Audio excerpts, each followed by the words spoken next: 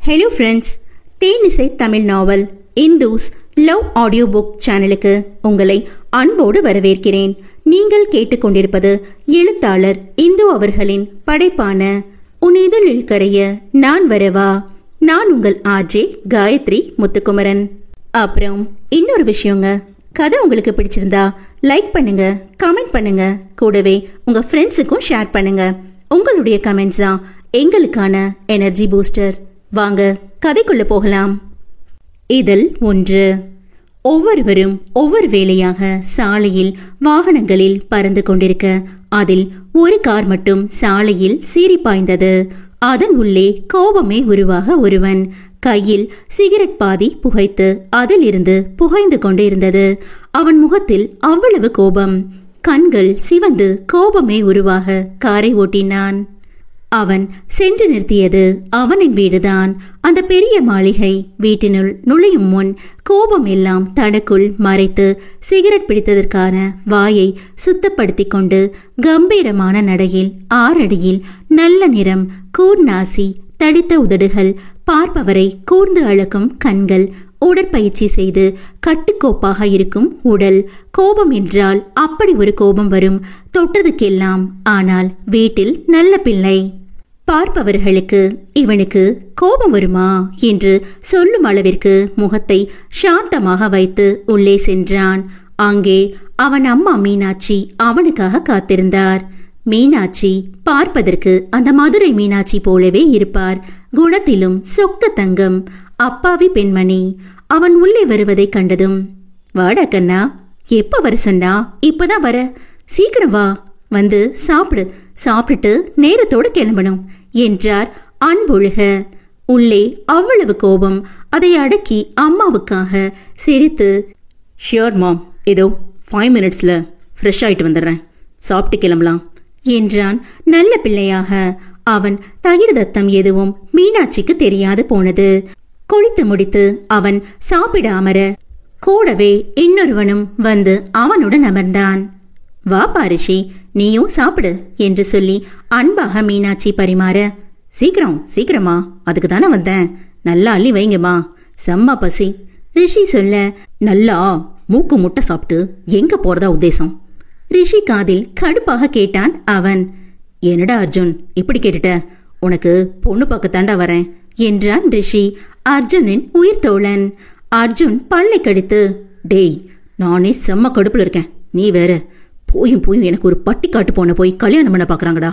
அவளுக்கெல்லாம் என்னடா தகுதி இருக்கு இந்த அர்ஜுனை கல்யாணம் பண்ண?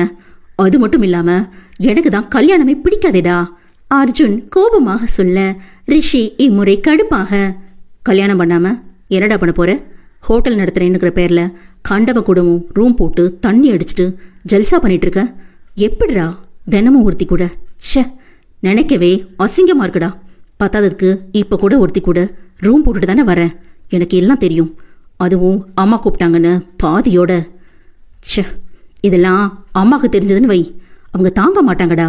ப்ளீஸ்டா, இதையெல்லாம் விட்டுட்டு கல்யாணம் பண்ணி லைஃப்ல செட்டில் ஆகிற வழியை பாரு அர்ஜுன். ரிஷி ஆதங்கமாய் சொல்ல, அவனை நக்கலாக பார்த்து, என்ன ரிஷி, அட்வைஸ் மழையா பொழியிற? இங்க பாரு, இந்த அர்ஜுன் யாருக்காகவும் என்னை மாத்திக்க மாட்டேன். ஒருத்தி கூடலாம் எப்படிடா சந்தோஷமா இருக்க முடியும்? அதுவும் ஒரு பட்டி காட்டு பொண்ணு. ச்சே, எரிச்சலா இருக்குடா என்றான் குறையாத கோபத்தோடு. நான் எப்படியும் இந்த கல்யாணத்தை நிறுத்திடுவேன். அந்த பட்டி காட்டுக்கிட்ட வேணா கல்யாணத்துக்கு பதிலா என் கூட ஒரு நைட்டு சந்தோஷமா இருந்துட்டு போ. உனக்கு எவ்வளவு பணம் வேணுமோ வாங்கிட்டு செட்டில் ஆகுன்னு சொல்ல போறேன். அவ ஓகே சொன்னா ஒரு நைட் ஜாலியா இருந்துட்டு வருவேன். நோ சொன்னா எனக்கும் நோ ப்ராப்ளம். பட் கல்யாணம் மட்டும் அந்த பட்டிக்காட்டு பொண்ண பண்ண மாட்டேன் என்றான் காட்டமாக. அர்ஜுன், சொன்னா கேளுடா, அந்த பொண்ணு வேற யாரோ ஒருத்தி இல்ல, அவ உன் சொந்த மாமா பொண்ணு. ரிஷி கவலையாக சொல்ல, சோ வாட்? நான் ஒன்னு அவளை என் கூட ஸ்டே பண்ண சொல்லி கட்டாயப்படுத்த போறதில்லையே, அவ ஓகே சொன்னாதான். அர்ஜுன் கூலாக சொல்ல, ரிஷிக்கு தான் எங்கேயாவது போய் முட்டிக்கொள்ளலாம் போல் இருந்தது. அந்த முகம் தெரியா பெண்ணை நினைத்து இவன் எதுவும் இந்த பெண்ணிடம் ஏடா கூடமாக பேசிவிடக் கூடாதென்று கவலை கொண்டவன் அர்ஜுனின் வாழ்க்கையை நினைத்தும் கவலைப்பட்டான். Chakravarthy Bloomings bed and breakfast resort, MD தான் மிஸ்டர் அர்ஜுன் சக்கரவர்த்தி. இந்தியாவில் மட்டுமல்லாமல் பல அயல் நாடுகளிலும் ஹோட்டல் நடத்தி வருகிறான். அர்ஜுனின் உயிர் தோழன் ரிஷி. இவங்க 2 பேரும் ஸ்கூல் டேஸ்ல இருந்தே உயிர் நண்பர்கள். அர்ஜுன் சிறு வயதிலிருந்தே பிடிவாதக்காரன். ஆனால் அம்மா என்றால் மிகவும் பிடிக்கும்.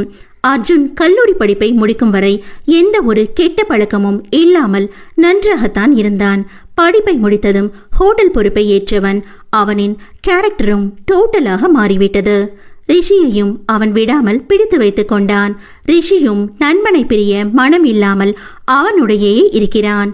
காரணமாக அர்ஜுன் அவன் அம்மாவிடம் மட்டும் அன்பு காட்டுவான். மீனாட்சி இருக்கும் இடம் மட்டும் அனைவரையும் மரியாதை செலுத்துவான். அர்ஜுனுக்கு இல்லாத பழக்கமே இல்லை. குடி, கூத்து, பெண்கள், சிகரெட் இப்படி அடுக்கிக் கொண்டே போகலாம். இதையெல்லாம் ஏன் செய்கிறான் என்று அவனுக்கு மட்டுமே தெரிந்த ஒன்று. இதை அனைத்துமே அன்னைக்கு தெரியாமல் தான் செய்கிறான். ஆனால் இவனை பற்றி முழுவதுமாக தெரிந்த ரிஷியோ அர்ஜுனிடம் சொல்லி புரிய வைக்காத நாளில்லை. ரிஷிக்கும் அழுத்து போய்விட்டது. ஏன் இப்படியெல்லாம் பண்ற அர்ஜுன் என்று கேட்டாலும் பதில் இல்லை. இருந்தும் நண்பனின் வாழ்வில் நல்லது நடக்க வேண்டும் என்று தினமும் நினைக்கும் ஒரே ஆள் இவன்தான். அர்ஜுன், ரிஷி கிளம்பலாமாப்பா, நல்ல நேரம் முடியறதுக்குள்ள கிளம்பணும் என்று மீனாட்சி சொல்ல ரிஷி முந்திக்கொண்டு, அம்மா கிளம்பலாமா, எத்தனை நாள் அங்க ஸ்டே பண்ண போறோம் என்றான். ஒரு 20 நாள்பா. என் அக்கா பையனுக்கு கல்யாணம் முடிச்சிட்டு மறுநாள் நல்ல முகூர்த்தம் அன்னைக்கே அர்ஜுனுக்கும் என் அண்ணன் பொண்ணுக்கும் நிச்சயம் வச்சுட்டு ஒரு 2-3 நாள் இருந்துட்டு வரலாம் என்றார் மீனாட்சி. சரிம்மா என்ற ரிஷி உற்சாகம் கொண்டான். ஆனால் அர்ஜுனுக்கு தான் அந்த பட்டிக்காட்டில் போய் எப்படி இருப்பது என ஆத்திரம் வந்தது. இருந்தும் வெளிக்காட்டாமல் சிரித்த முகத்தோடு இருந்தான். அனைத்தையும் எடுத்து வைத்துக்கொண்டு காரில் ஏறி புறப்பட்டனர். அர்ஜுன் கார் ஓட்ட பின்னால் மீனாட்சியுடன் இருந்த ரிஷி வாயை வைத்துக்கொண்டு சும்மா இல்லாமல், மா தங்கச்சி எப்படி இருப்பாமா என்று கேட்க மீனாட்சியோ, டேய் என் மருமக தேவதை மாதிரி இருப்பாடா, போட்டோ பாக்குறியா என தன் போனில் உள்ள ஒரு புகைப்படத்தை காட்ட அதை பார்த்தவன் நெஞ்சில் கை வைத்துக் கொண்டான். உடனே போனை கையில் வாங்கி கொண்டவன் அந்த படத்தை பார்த்து அடக்க மாட்டாமல் சிரிக்க இருவரும் அவனை வினோதமாக பார்த்தனர். போனில் இருந்த புகைப்படத்தையும் அர்ஜுனையும் ஒன்றாக வைத்து பார்த்தவன் இன்னும் வயிற்றை பிடித்துக் கொண்டு சிரித்தான் ரிஷி. அர்ஜுன் காரை ஓட்டிக்கொண்டே கடுப்பாக, ஏண்டா இப்படி பைத்தியம் பிடிச்ச பன்னாடையாட்டம் சிரிக்கிற, கடுகடுக்க, இல்ல மச்சான் உங்க ஜோடி பொருத்தம் சும்மா நச்சுன்னு இருக்கு அதான் என்று மீண்டும் சிரிக்க, டேய் டேய் என் மருமகளுக்கு என்னடா குறைச்சல், எப்படி இருக்கா பாருடா, சும்மா தேவதை மாதிரி, அவ கண்ணை பாருடா, அவ கலரை பாருடா, கண்ணா அப்படியே பண்ண மாதிரி எவ்வளோ அழகா இருக்கு என்று மீனாட்சி ரிஷியை அடித்து அடித்து சொல்ல ரிஷிதான் பாவம் மீனாட்சி அடித்ததில் மொழி பிதுங்கி போனான். மீனாட்சி அந்த புகைப்படத்தில் இருக்கும் பெண்ணை புகழ்ந்து தள்ள அர்ஜுனுக்கும் அதை பார்க்கும் எண்ணம் தோன்றவே அம்மாவிடம் எப்படி கேட்பது என யோசித்துக் கொண்டிருக்க, அந்த கவலை உனக்கு எதுக்கு ராசா என்பதை போல், அர்ஜுன் கண்ணா நீ உன் மாமா பொண்ண பார்த்ததில்ல தானே, இங்கே பாருடா என் மகாலட்சுமிய என புகைப்படத்தை காட்ட அதை பார்த்தவன் சடன் பிரேக் போட்டு நடு ரோட்டில் காரை நிறுத்திவிட்டான். அதிர்ச்சியில் ஜர்க்காகி காரை நடு ரோட்டில் நிறுத்தியவனை பின்னால் வந்த வாகனங்களில் இருந்தவர்கள் திட்டிவிட்டு செல்ல, அதில் ஒருவன், டேய் சாவுகிராக்கி, அப்படி ஓரமா போய் கார் நிறுத்தி கனவுல டூயட் ஆடு, நடு ரோட்ல நிறுத்திட்டு தூங்கிட்டா இருக்க, வண்டி எடுறா என்று திட்ட அவனை பார்வையாலே பஸ்பமாக்கியவன் ஸ்டேரிங்கில் ஓங்கி ஒரு குத்து விட்டு கடுப்பாக காரை கிளப்பினான். என்னப்பா அர்ஜுன், அந்த ஆள் அப்படி பேசிட்டு போறான், ரோட்ல காரை நிறுத்தக்கூடாதா? மீனாட்சி அப்பாவையாக கேட்க தாயிடம் வெறுப்பை காட்டாமல், ஐயோ அம்மா அப்படிலாம் ஒன்றும் இல்லை, நம்ம ரோடு நம்ம உரிமை, அவன் கிடக்குறான் பைத்தியக்காரன். ஆத்திரத்தை அடக்கி சிரித்து கொண்டே செல்வதை பார்த்த ரிஷிக்கு நன்றாகவே புரிந்தது அர்ஜுன் பயங்கர கோபத்தில் இருக்கிறான் என்று. இதனால் ரிஷி வாயை பொத்து கொண்டு வர அதை எதையும் அறியாத மீனாட்சியோ, ஏன்பா அர்ஜுன் கண்ணா நீ இன்னும் என் மருமக, அதான்ப்பா உன் பொண்டாட்டி, அவளை பத்தி எதுவுமே சொல்லலையே என்றதும் அவன் அவரை திரும்பி பார்க்க அந்த பார்வையில் அவருக்கு என்ன புரிந்ததோ, ஓ எனக்கு புரிஞ்சிருச்சு, இப்படி ஒரு அழகான தேவதையை பார்த்ததுல வாயடைச்சு போயிட்ட, எனக்கும் தெரியும் கண்ணா என்று அந்த படத்தை பார்த்து அதை ரசித்துக் கொண்டே ரிஷியிடம் திரும்பி, அப்படித்தான ரிஷி என்று அர்ஜுன் அறியாவண்ணம் கண்ணடித்து கேட்க, அதை புரிந்து கொண்ட ரிஷியோ திரும்பவும் வயிற்றை பிடித்து கொண்டு, ஐயோ அம்மா, நீங்க சொன்ன மாதிரி அர்ஜுனுக்கு வர போற பொண்டாட்டி பொண்ணே இல்ல, தேவதை தான் என்று சொல்லி சிரிக்க, அர்ஜுன் கொலை வெறியில் ரிஷியை முறைத்து தள்ளினான். தேவதையா? தேவதை? கருப்பு அன்னகுண்டானுக்கு பொம்பளை வேஷம் போட்ட மாதிரி இருக்கான். இது போய் தேவதையா? இதுல வேற அந்த குண்டான ஒரு நைட்டுக்கு வர சொல்லான்னு இருந்தேன். போட்டோலயே பார்க்க முடியாத மூஞ்சி. சி, எப்படி? ஐயோ, இந்த அம்மாக்கு கண்ணில் ஏதோ ஆயிடுச்சுன்னு நினைக்கிறேன். சரி, அம்மாக்கு தான் வயசாயிடுச்சு, இந்த ரிஷி பண்ணடக்கி கூடவா கண்ணு அவிஞ்சு போச்சு. அவன் பாட்டிற்கு மனதிற்குள் புலம்பிக் கொண்டே எரிச்சலுடன் காரை செலுத்தினான். குறிஞ்சிப்பட்டி கிராமம் நோக்கி. குறிஞ்சிப்பட்டி என பெயர் பலகை பொறிக்கப்பட்ட ஊரினுள் பயணித்துக் கொண்டிருந்தது மகிழுந்து. அவ்வூரின் அழகோ அழகு, பார்ப்பதற்கே அவ்வளவு ரம்யமாக இருந்தது. ஒவ்வொரு வீட்டின் வாயிலிலும் வண்ண வண்ண பூச்செடிகள், மரங்கள், சாணம் தெளித்து பெரிய பெரிய கோலம் போட்டு அதன் நடுவில் சாணத்தால் பிள்ளையார் பிடித்து அதன் மேல் செம்பருத்தி பூ வைத்து வண்ணமயமாக கண்ணுக்கு குளிர்ச்சியாக அத்தனை அழகாக இருந்தது. அது எதிலும் நாட்டம் இல்லாமல் சாலையை வெறித்த வண்ணம் காரை ஓட்டிக் கொண்டிருந்தான் அர்ஜுன். பாதி தூரம் சென்றவன், மாம், இதுக்கப்புறம் எந்த வழியில போகணும் என்க. அர்ஜுன் கண்ணா, அதோ தெரியுதே அந்த அஜித் படம் போட்ட போஸ்டர், அந்த பக்கம் போப்பா, அங்கதான் உன் மாமா வீடு இருக்கு. வழி தெரியாம தடுமாறுற பாரு. இதுக்கு தான் உன்னை ஒரு தடவையாவது என் கூட வான்னு கூப்பிட்டேன், நீதான் வர மறுத்துட்ட எங்க. மா, உங்களுக்கே தெரியும் நான் எவ்வளோ பிஸின்னு. எப்படிமா இங்கெல்லாம் வந்து டைம் ஸ்பெண்ட் பண்ண முடியும்? அது மட்டும் இல்லாம எனக்கு வில்லேஜ்னா பிடிக்காதுன்னு உங்களுக்கே தெரியும்ல. அப்புறம் என்னம்மா? வெளியே இயல்பாக பேசினாலும் மனதிற்குள் நல்ல வேலை வரல, வந்திருந்தா இந்த கருப்பு அன்னகுண்டான நம்ம தலையில எப்பயோ கட்டி வச்சிருப்பாங்க. இப்பவும் ஒன்னும் கெட்டு போகல. என்னை பார்த்தாலே அந்த கருப்பு அண்டாவை விழுந்தடிச்சு ஓட வைக்கல. நான் அர்ஜுன் இல்ல என்று தீர்க்கமாக அவன் நினைத்து கொண்டான். நன்கு குரட்டை விட்டு உறங்கிய ரிஷியை, ரிஷி கண்ணா எந்திரிப்பா, வீடு வந்துருச்சு. மீனாட்சி எழுப்ப தூக்கத்தில் அவரின் கையை தட்டுவிட்டு, பாருடா, வீடு கூட நான் போகாமலே என்கிட்ட தானா வருதான். சரி, வீடு நீயே என்னை கூட்டிட்டு போ என உளர அவன் மண்டையிலே நங்கென்று ஒரு கொட்டு வைத்து, டேய் என்னடா தூக்கத்துல லூசு மாதிரி உளறிட்டு இருக்க, எந்திரிடா என்றார் செல்ல அதட்டலுடன். ரிஷி மண்டையை தேய்த்து கொண்டே, மா, எதுக்குமா என் தலையில கொட்டினீங்க? எப்படி வலிக்குது தெரியுமா? அவன் பாவமாக சொல்ல, நீதாண்டா எழுப்ப எழுப்ப தூங்கிட்டு உளறிட்டு இருந்த, அதான் செல்லமா கொட்டின என்றவரை முறைத்து, டே அர்ஜுன், இதெல்லாம் நீ கேட்க மாட்டியா? உன் உயிர் நண்பனை இப்படி கோட்டி கோட்டி மண்டையை வீங்க வச்சுட்டாங்கடா ரிஷி அர்ஜுனிடம் சொல்ல. டேய், விட்டா நானே உன் மண்டையை தனியா எடுத்து ஃபுட்பால் ஆடிடுவேன். கம்முன்னு வாயை மூடிட்டு வா. அர்ஜுன் பல்லை கடிக்க, ஆமா ஆமா, இதுல ஒன்றும் குறைச்சல் இல்லை. அம்மாக்கும் பிள்ளைக்கும் என்கிட்ட வம்பு பண்ணாம தூக்கமே வராதே. ஐயோ, இதுல என் தூக்கம் போச்சே. அவன் பாட்டுக்கு புலம்பிக் கொண்டு வர, என்னடா ஒரே சத்தம்? மீனாட்சி அதட்ட, ஒண்ணுமில்லம்மா, சும்மா பாட்டு பாடிட்டு வந்தேன் என்றான் இழுத்து கொண்டு. அர்ஜுன் கண்ணா, அந்த வீடுதான்ப்பா, அங்க நிறுத்து என்க. அவ்வூரிலே அந்த வீடுதான் பெரிய வீடு. அத்தனை பிரம்மாண்டமாக இருந்தது அந்த பெரிய வீடு. அவ்வீட்டை சுற்றி பெரிய பெரிய மரம், பூச்செடி, கொடி வகைகள், அதனை சுற்றி கீச் கீச் என்று கத்திக்கொண்டே வட்டமிடும் பறவைகள் என இயற்கை காட்சிகளுடன் அத்தனை அழகாக இருந்தது. அனைவரும் காரை விட்டு இறங்கி வீட்டு வாயிலில் வந்து நிற்க ஒரு பெண்மணி சிரித்த முகமாக உள்ளிருந்து வேகமாக வந்து மீனாட்சியை கட்டிக்கொண்டு, என்ன மீனாட்சி, இப்பதான் உனக்கு எங்களை எல்லாம் பார்க்க வழி தெரிஞ்சதாக்கும். எத்தனை வருஷமாச்சடி உன்னை பார்த்து? அந்த பெண்மணி வருத்தம் தேய்ந்த முகத்துடன் சொல்ல. அதை விடுங்க அண்ணி, நீயே பாரு எப்படி இருக்கிய.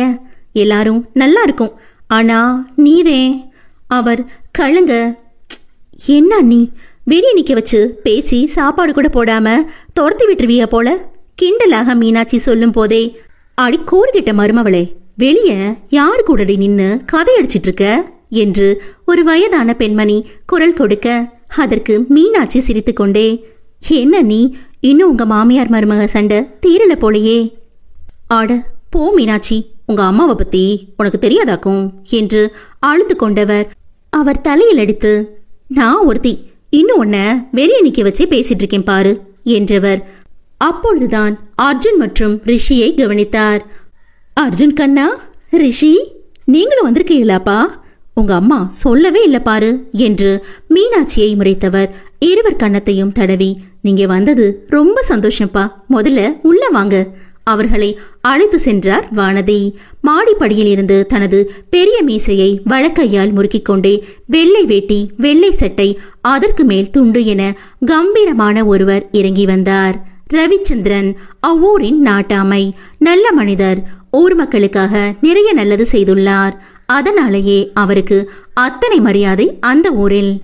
இவர் இறங்கி வருவதை பார்த்த மீனாட்சி, எப்படி இருக்க அண்ணே, உன்னை பார்த்து எத்தனை வருஷம் ஆச்சு என கண் கலங்கி விழவ, ரவிச்சந்திரனும் தன் தங்கையை வெகு நாள் கழித்து பார்த்தவர் கண் கலங்கி அவரை உச்சி முகர்ந்து, மீனாவா எப்படிமா இருக்க?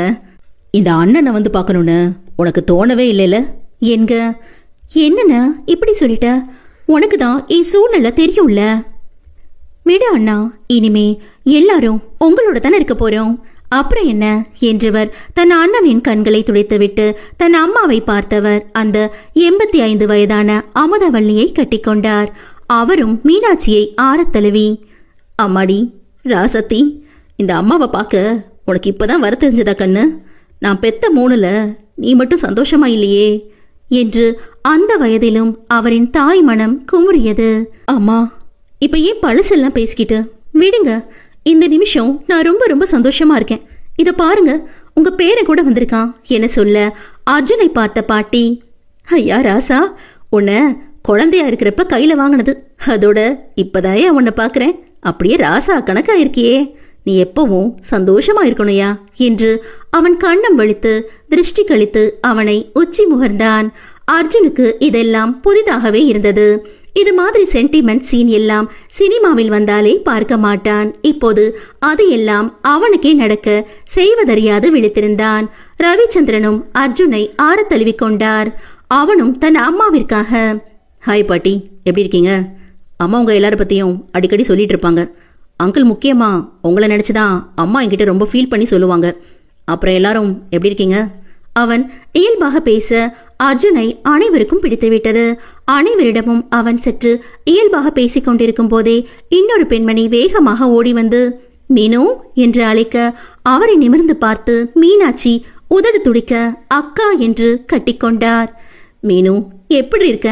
எங்களை எல்லாம் பார்க்க வர உனக்கு இத்தனை வருஷம் ஆச்சு இல்லடி? ஆமா, எங்கடி என் பையன் என்றவர் அர்ஜுன் கண்ணும் வலித்து, என் கண்ணே பட்டுடும் போல அழகு பையன்டா நீ, என் தங்கம் என்று அவனை கொஞ்ச அர்ஜுனும் தன் அன்னையின் சாயலில் இருந்த அவரை விளக்க மனம் இல்லாமல் அப்படியே நின்றான். இதையெல்லாம் பார்த்த ரிஷி, ஹலோ, நான் ஒருத்தன் இங்க இருக்கேன், என்னை யாராவது கண்டுக்கிறீங்களா? So sad. தலையில் 5 விரலை மடக்கி குத்திக்கொள்ள அமுதவள்ளி பாட்டி அவனிடம் வந்து, ஏல பொசகிட்ட பயல, இதுக்கு ஏண்டா உன் தலையில நீயே அடிச்சுக்கிற? அது எப்படில உனக்கு வலிக்கும்? என்கிட்ட சொன்னா வலிக்கிற மாதிரி 2 குத்து குத்துவேன்ல என்று பாட்டி சொல்ல ஷாக்கான ரிஷி, என்ன வலிக்கிற மாதிரி குத்துவீங்களா? என்னை பார்த்தா உங்களுக்கு அடி வாங்குற பீஸு மாதிரியா தெரியுது? அவன் கேட்க, பின்ன பாடி பில்டரா நீ, போடா கிறுக்கு பயலே என போற போக்கில் அவன் கன்னத்தில் இடித்து விட்டு போக, ஐயோ அம்மா என்று கண்ணத்தை பிடித்து கொண்டான். ஏய்யா, அம்மா சும்மா விளையாடிட்டு போகுது, நீயும் எங்க வீட்டு பிள்ளைதாயா என்று ரவிச்சந்திரன் சொல்ல புன்னகைத்து கொண்டான். ஆமாக்கா, நம்ம பிள்ளைங்க யாரையுமே காணுமே மீனாட்சி கேட்க அர்ஜுனுக்கு தான் மண்டை சூடானது. எங்கே அந்த அன்னகுண்டான் வந்துட போகுது என்று. அப்போது வெளியில் இருந்து 6 அடியில் ஒருவன் வெள்ளை வேட்டி, சிகப்பு சட்டை, முறுக்கு மீசை, கையில் காப்பு, பார்க்க சற்று மாநிறத்திற்கும் கூடுதல் நிறம் என்று அவன் ஸ்டைலாக வேட்டியை காலால் தூக்கி மடித்து கட்டிக்கொண்டு நடந்து வந்தான். இதோ என் மூத்த பேரன் கதிரவன் வந்துட்டான்ல என்று பாட்டி சொல்ல அனைவரும் அவனைத்தான் பார்த்தனர். கம்பீரமாக நடந்து வந்தவன் மீனாட்சி காலில் பட்டன விழுந்து, சித்தி என்ன ஆசீர்வாதம் பண்ணுங்க என்க.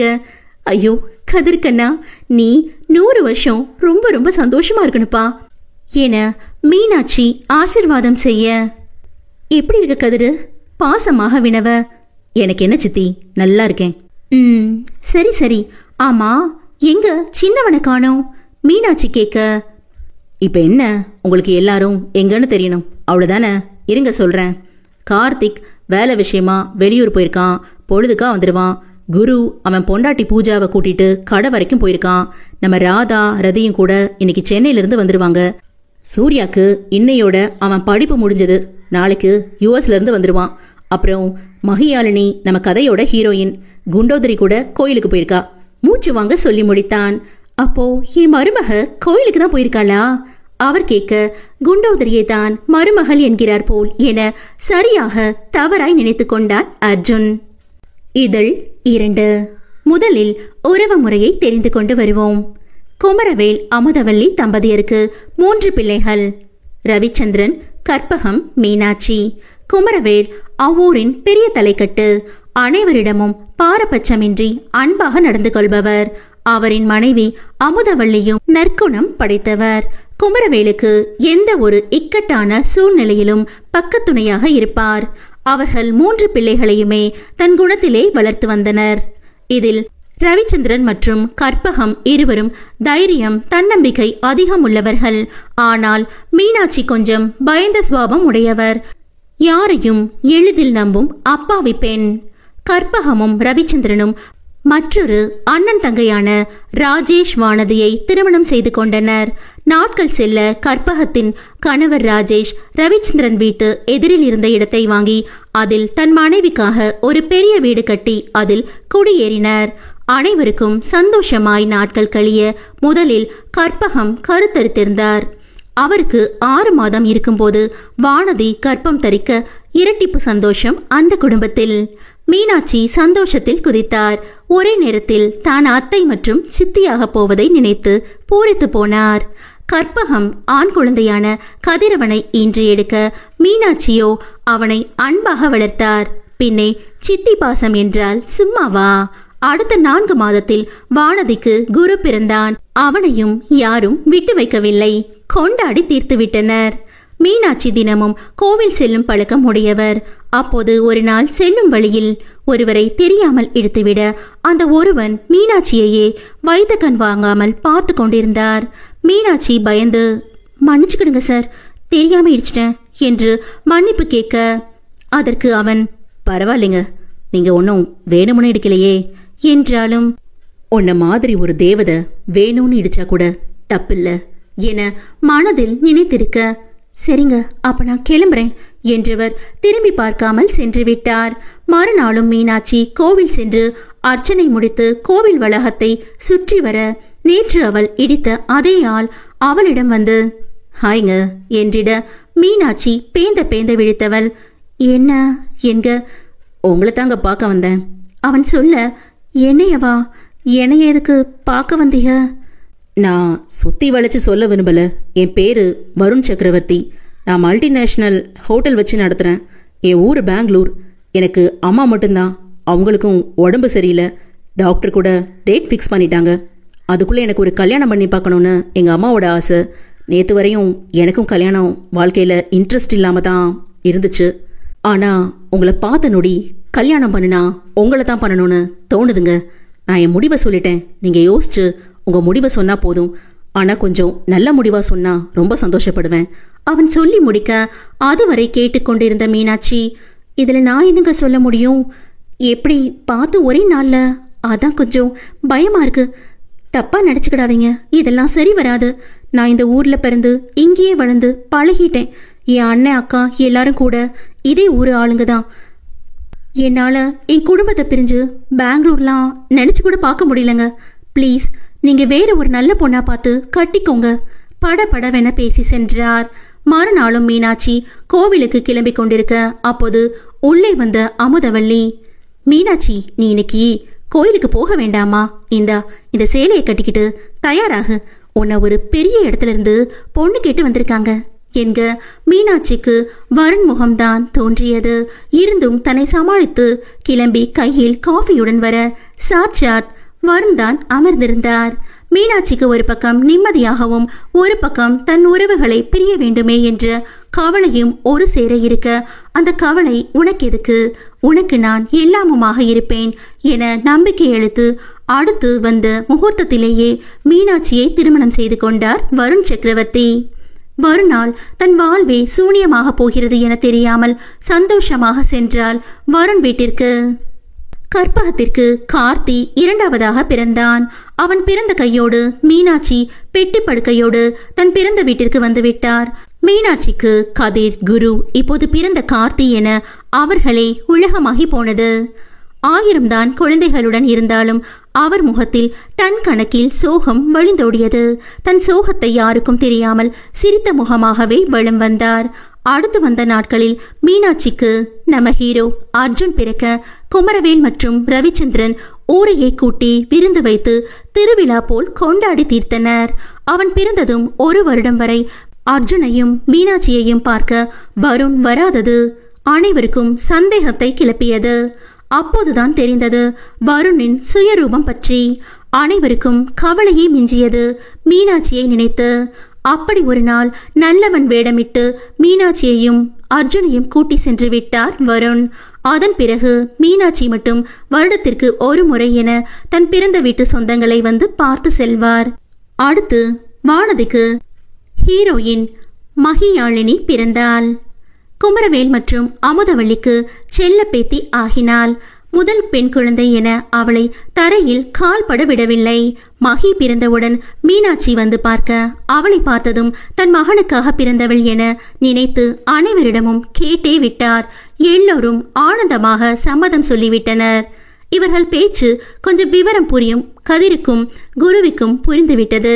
குரு அண்ணனாக தன் தங்கையை பார்த்து கொள்ள, கதிர் அவளை தனது தம்பிக்கு சொந்தமானவள் என நினைத்து அவளை ஒரு தந்தையாக, தோள் கொடுக்கும் தோழனாக, நல்ல ஆசானாக அவளை வழி நடத்தினான்.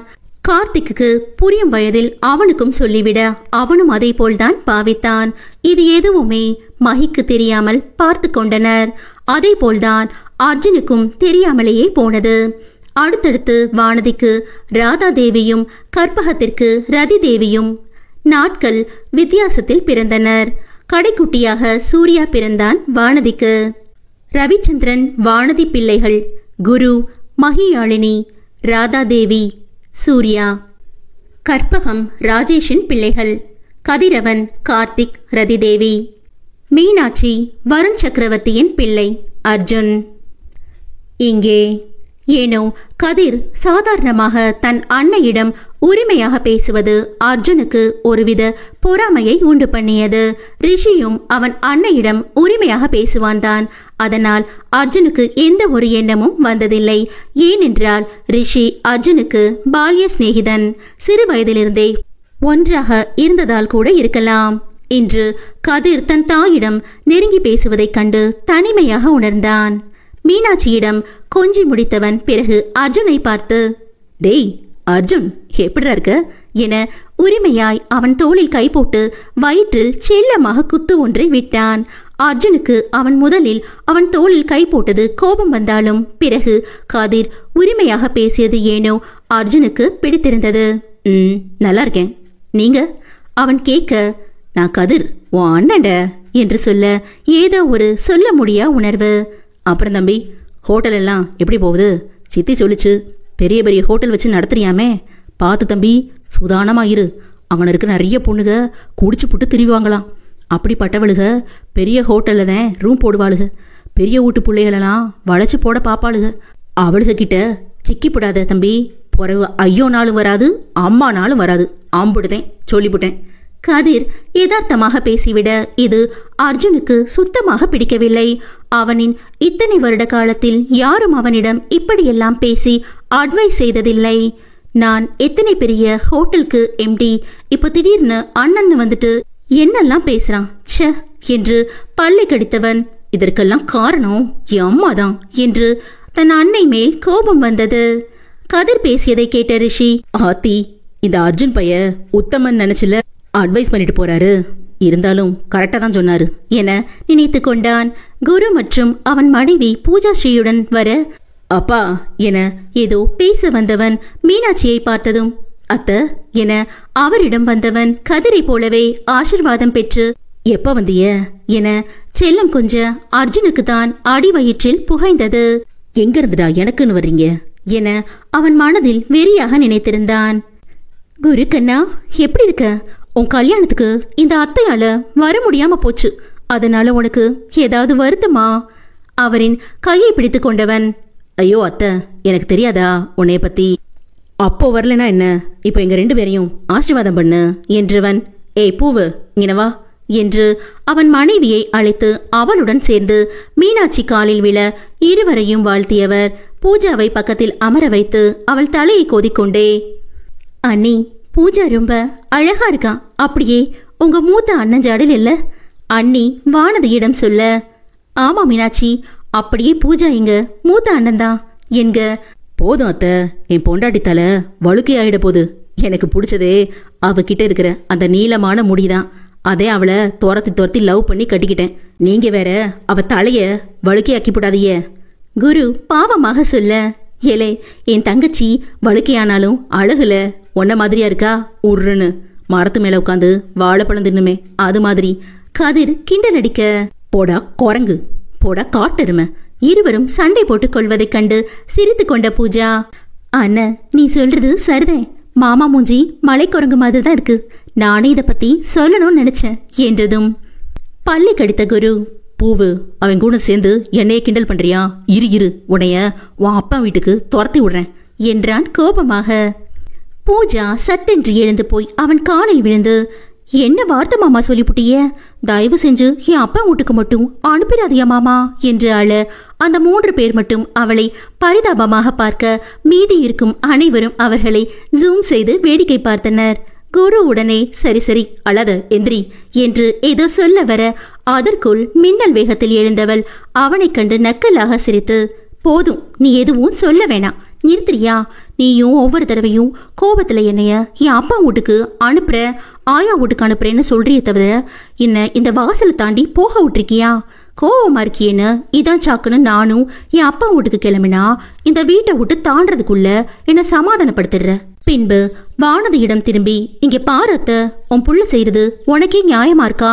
என் வீட்டுக்கு போய் 1 வருஷம் ஆச்சு, அவ்வளோ எதிர் வீட்டுல இருக்கிற என் சித்தப்பா வீட்டுக்கு கூட அனுப்ப மாட்டாரு. நீ என்னன்னு இப்பவே கேளு உன் ஆசை பிள்ளைய என்று அதட்ட மீனாட்சி, அர்ஜுன், ரிஷி மூவரும் வாயை பிளந்து கொண்டு பார்த்தனர். குருவை பார்த்த இருவருக்குமே சிரிப்புதான் வந்தது. அடி போடி, உனக்கு வேற வேலையே இல்லையா? என் புள்ளைய பிடிச்சு வம்பு பண்ணிட்டு இருக்கிறவ, போடி, எனக்கு நிறைய வேலை இருக்கு நொடித்து கொண்டு வானதி சமையலறைக்குள் சென்று விட்டார். இந்த மாமா என்கிட்ட எப்போ சண்டை போடுறது, நான் எப்போ என் வீட்டுக்கு போறது என சலித்து கொண்டு சோர்வாக அமர்ந்த போதுதான் அங்கே அவளையே பார்த்து கொண்டிருக்கும் 2 ஆடவர்களையும் பார்த்தவளின் முகம் மலர்ந்தது. அர்ஜுனிடம் வந்தவள் அவன் கைப்பிடித்து, அர்ஜுன் அண்ணா, எப்ப வந்திய? எப்படி இருக்கிய? சித்தி வரும்போதெல்லாம் உங்களை பத்தி தான் சொல்லுவாங்க. ஆமா, போட்டோல பார்க்கும்போது கொஞ்சம் பூசலாப்ல இருந்திய, இப்ப என்ன இழைச்சு போயிருக்கிய? நல்லா சாப்பிடுறது இல்லையா? நிறுத்தாமல் அவள் பாட்டுக்கு பேசிக்கொண்டே போக, ஏமா நிறுத்து, பேச்சு போட்டில பரிசு வாங்கிருக்கியா? எந்த ட்ரெயினை பிடிக்க இந்த அவசரம்? அவன் இங்கதான் இருக்க போறான், நீ வேணும்னா அவன் இழைச்சு போனதுக்கு டெய்லி கறி மீனுன்னு செஞ்சு போட்டு தேத்தி விடு என்று ரிஷி கிண்டல் அடிக்க தாடையில் கை வைத்து யோசிப்பது போல் பாவனை செய்தவள், நீங்க சொல்றதும் சரிதான், பாருங்களேன், எனக்கு இந்த யோசனை வராமே போச்சு என்க. ஆமா, இன்னும் நல்லா உடம்ப தேத்தி அனுப்பு, அவன் போய் கண்டவளோட கூத்தடிக்கட்டும். ரிஷி மனதில் நினைத்து கொள்ள அர்ஜுனிடம் திரும்பி, கவலைப்படாதண்ணா, நான் உங்களுக்கு தினமும் வகை வகையா விருந்தே வச்சு அசத்தி போடுறேன் என்று சொல்ல அதுவரை அவளை இதழ் பிரியா சிறு சிரிப்போடு பார்த்து கொண்டிருந்த அர்ஜுன் அவளிடம், ஓ இஷ்டம் பூஜா என்றிட துள்ளி குதித்து, ஹாய், அப்ப சரி, என் சமையல ட்ரையல் பார்க்க எனக்கு ஒரு ஆளு சிக்கிருச்சு என்று சொல்ல விழி பிதுங்கி போனான் அர்ஜுன். மாமா என்று குருவை பாசமாக அழைக்க, சொல்லுடா பூவு, நீ என்ன பண்றிய? கடைக்கு போய் ஒரு 3 கிலோ கறி வாங்கிட்டு வர்றிய, அதுக்குள்ள நான் நறுக்கி வைக்கிறேன், சீக்கிரம் வந்துரு என சொல்லி ஓடிவிட்டாள். அவள் சென்றவுடன் கதிரும் குருவும் வயிற்றை பிடித்துக் கொண்டு அர்ஜுனை பார்த்து சிரிக்க அவனுக்கு ஒன்றும் விளங்காமல் அவர்களையே பார்த்தான். என்னடா மாப்ள, போயும் போயும் என் பொண்டாட்டிக்கிட்டே மாட்டுவ. அவ சமைச்சதை சாப்பிட்டா 3 நாளைக்கு நீ பாத்ரூமை விட்டு வெளியே வர முடியாது. அது தெரியாம அவகிட்ட போய் வாக்கு கொடுத்து புட்டியே. குரு சொல்லி சிரிக்க ரிஷியும் அவர்களுடன் சேர்ந்து கொண்டான். அப்போது இங்க என்ன சிரிப்பு என கேட்டுக்கொண்டே உள்ளே ஒரு பெண் வர அதுவரை இருவரையும் முறைத்து கொண்டிருந்தவன் அந்த பெண்ணை பார்த்த அர்ஜுனுக்கு தான் பிபி எகிரியது. வந்தது அர்ஜுன் பிரத்யோகமாக அழைக்கும் கருப்பு அன்னகுண்டான் தான். அழகு இல்லை என சொல்ல முடியாது. கருப்பும் ஒருவித அழகுதான். அவளுக்கும் அவளை நேசிக்கும் நல்லுள்ளங்களுக்கு மட்டும் அவளின் அழகு தெரிந்தால் போதும் என நினைக்கும் பெண். மண்டோதரியை பார்த்த ரிஷி எதுவும் தெரியாததை போல் நின்று கொள்ள மீனாட்சி சிறு சிரிப்புடன் தன் மகனை பார்த்தார். மண்டோதரி அக்கா, என்ன நீ மட்டும் தனியா வந்திருக்கவ என்றிட அர்ஜுனுக்கு புஸ் புஸ் என கோபம்தான் வந்தது. என்னது இத கதிரி அக்காங்கிறான்? அப்ப எனக்கும் அக்கா தானே? என்னை விட வயசு கூட ஆகிய பொண்ணு, அதுவும் என் கூட நிக்க கூட தகுதி இல்லாதவ இவளையா எங்க அம்மா பொண்ணு பார்த்துருக்காங்க என்று நினைக்க, டேய் மச்சி, உனக்கு கல்யாணம் முடிஞ்சதும் கண்டிப்பா எனக்கு ட்ரீட் தரணும் சொல்லிட்டேன். பா, உங்க 2 பேருக்கு என்ன பொருத்தம்? ரிஷி கிண்டல் செய்ய பற்களை கடித்தவன், டே ரிஷி, நானே செம்ம கடுப்புல இருக்கேன். நீ வேற என்ன இரிட்டேட் பண்ணாத மச்சான். என் கையில மாட்டினேன்னு வை, உன்னை வெட்டி பலி கொடுத்துட்டு தான் உன் பாடி மேல ட்ரீட் வைப்பேன். மரியாதையை மூடிக்கிட்டு. அர்ஜுன் பொறிந்து தள்ள, ஆத்தி பயப்புல ரொம்ப சூடா இருக்கு போலயே, இவங்கிட்ட கொஞ்சம் ஜாக்கிரதையா தான் இருக்கணும் என ரிஷி வாயை மூடிக்கொண்டான். எனக்கு வேலை இருக்குன்னு நான் மட்டும் வந்துட்டேன் தம்பி என்று உரைத்துவிட்டு மீனாட்சியை பார்த்த மண்டோதரி, ஐயோ அத்தை, எப்போ வந்தீங்க? எங்க என் மாமனை கூட்டி வந்தீங்களா என கேட்க, இதோ உன் மாமன். ஷாக்காகி உன்னையே பார்த்துட்டு இருக்கான் பாரு என்றதும் அர்ஜுன் நெஞ்சம் படபடக்க, என்னது நான் மாமாவா? ஐயோ மாம், என்ன காரியம் பண்றீங்க? உள்ளுக்குள் வெதும்பி போனான். மண்டோதரி அர்ஜுனிடம் சென்று அவன் கையை பிடித்து மாமா என அழைக்க அவன் பாவமாக பார்த்தான். போ மாமா, டூ லேட் தெரியுமா அவள் சினுங்க. ஏன்? அவன் அழுக, பின்ன நீ மட்டும் ஒரு 5 வருஷம் முன்னாடி பிறந்திருந்தா இந்நேரம் நமக்கு கல்யாணம் ஆகி என்ன மாதிரி ஒரு பொண்ணும் பொண்ண மாதிரி ஒரு பையனும் இருந்திருக்கும். இனிமே நீ ஏன் நினைச்சாலும் நம்ம ஒன்னா சேர முடியாது மாமா என தாலியில் கை வைத்து சரோஜா தேவி போல் நளினமாக நடித்தாள். அடி சண்டாளி, ஏதோ நான் உன்னை பல வருஷமா காதலிச்சு வயிற்றுல புள்ளைய கொடுத்துட்டு ஏமாத்திட்டு ஓடின மாதிரி சீன் போடுறா என்று நினைத்தவன் இருந்தும் அவளை முடியாது என்று சொல்லும் போது அது அர்ஜுனுக்கு தென்றல் காற்று வீசுவதை போல் ஒரு உணர்வு. ஆட, என்ன மாமா நம்ம சேர முடியாதுன்னு சொன்னதும் கவலையா இருக்கா? இந்த ஜென்மம் இல்லைனாலும் அடுத்த ஜென்மத்திலேயாவது நம்ம கண்டிப்பா ஒண்ணு சேருவோம் மாமா உறுதியாக சொல்லவும் அவளை முறைத்து பார்த்தான் அர்ஜுன். ஏங்கா, இந்த ஜென்மத்துல என்ன ஆச்சு? ரிஷி கேட்க, ஆட போ தம்பி, எனக்கு தான் ஏற்கனவே கல்யாணம் ஆகி என்ன மாதிரி ஒன்னும் என் புருஷ மாதிரி ஒன்னும் 2 புள்ள இருக்கு. சிங்கிளா இருந்தனா இப்போ மிங்கிள் ஆயிப்புட்டனே அவள் சோகமாக சொல்ல, அவள் அப்படி சொல்லவும் தாயின் விளையாட்டை அறிந்து கொண்ட அர்ஜுனுக்கு கோபம் எல்லையை கடந்தது. என்னம்மா, என் நண்பனுக்கு உன்னால ஒரு நல்ல வாழ்க்கை கிடைக்கும்னு நினைச்சேன், எல்லாம் வீணாகி போச்சே. இனிமே என் நண்பனுக்கு யார் வாழ்க்கை கொடுப்பா என்று குலுங்கி குலுங்கி அழுவது போல் பாவனை செய்ய குரு கதிர் ஒரு சேர, டெய் நார் பயலே, போதும், ரொம்ப ஓவரா போகுது, உன் பெர்ஃபார்மன்ஸை நிறுத்து.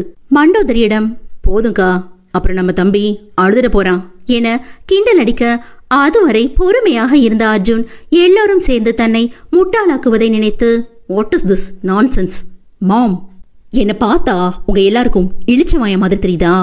அங்க நான் அவ்வளவு வேலையை விட்டுட்டு உங்களுக்காக இந்த குக் கிராமத்துல வந்திருக்கேன். ஆனா நீங்க எல்லாரும் என்ன வச்சு காமெடி பண்ணிட்டு இருக்கீங்க. இனிமே தேவையில்லாம என்கிட்ட எதையும் பேசாதீங்க.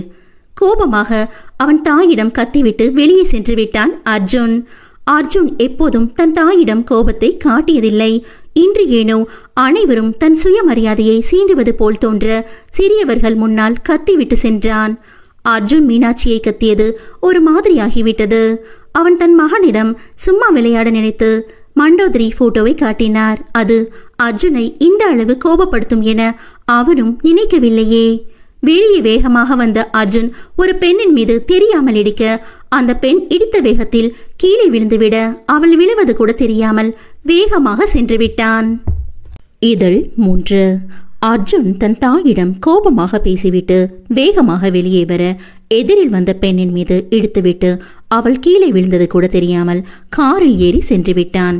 கீழே விழுந்த பெண்ணோ அவன் போன திசையை பார்த்து, அட பாவி பயலே, நான் பாட்டுக்கு செவரேன்னு தானடா வந்தேன், இப்படி போற போக்குல இடுப்பை ஒடிச்சு புட்டு போயிட்டானே, விளங்காதவன், மூஞ்ச பாரு, மிளகா சட்னியில ஊற வச்சு முக்கி எடுத்த மாதிரி, ஐயோ வலிக்குதே என புலம்பிக் கொண்டே வீட்டினுள் வந்தவள், மாமா மாமா என அழுது கொண்டே இடுப்பை பிடித்துக் கொண்டே நடந்து வந்தவளை அனைவரும் திரும்பி பார்க்க மகியாழினி அழுது கொண்டு நின்றிருந்தாள்.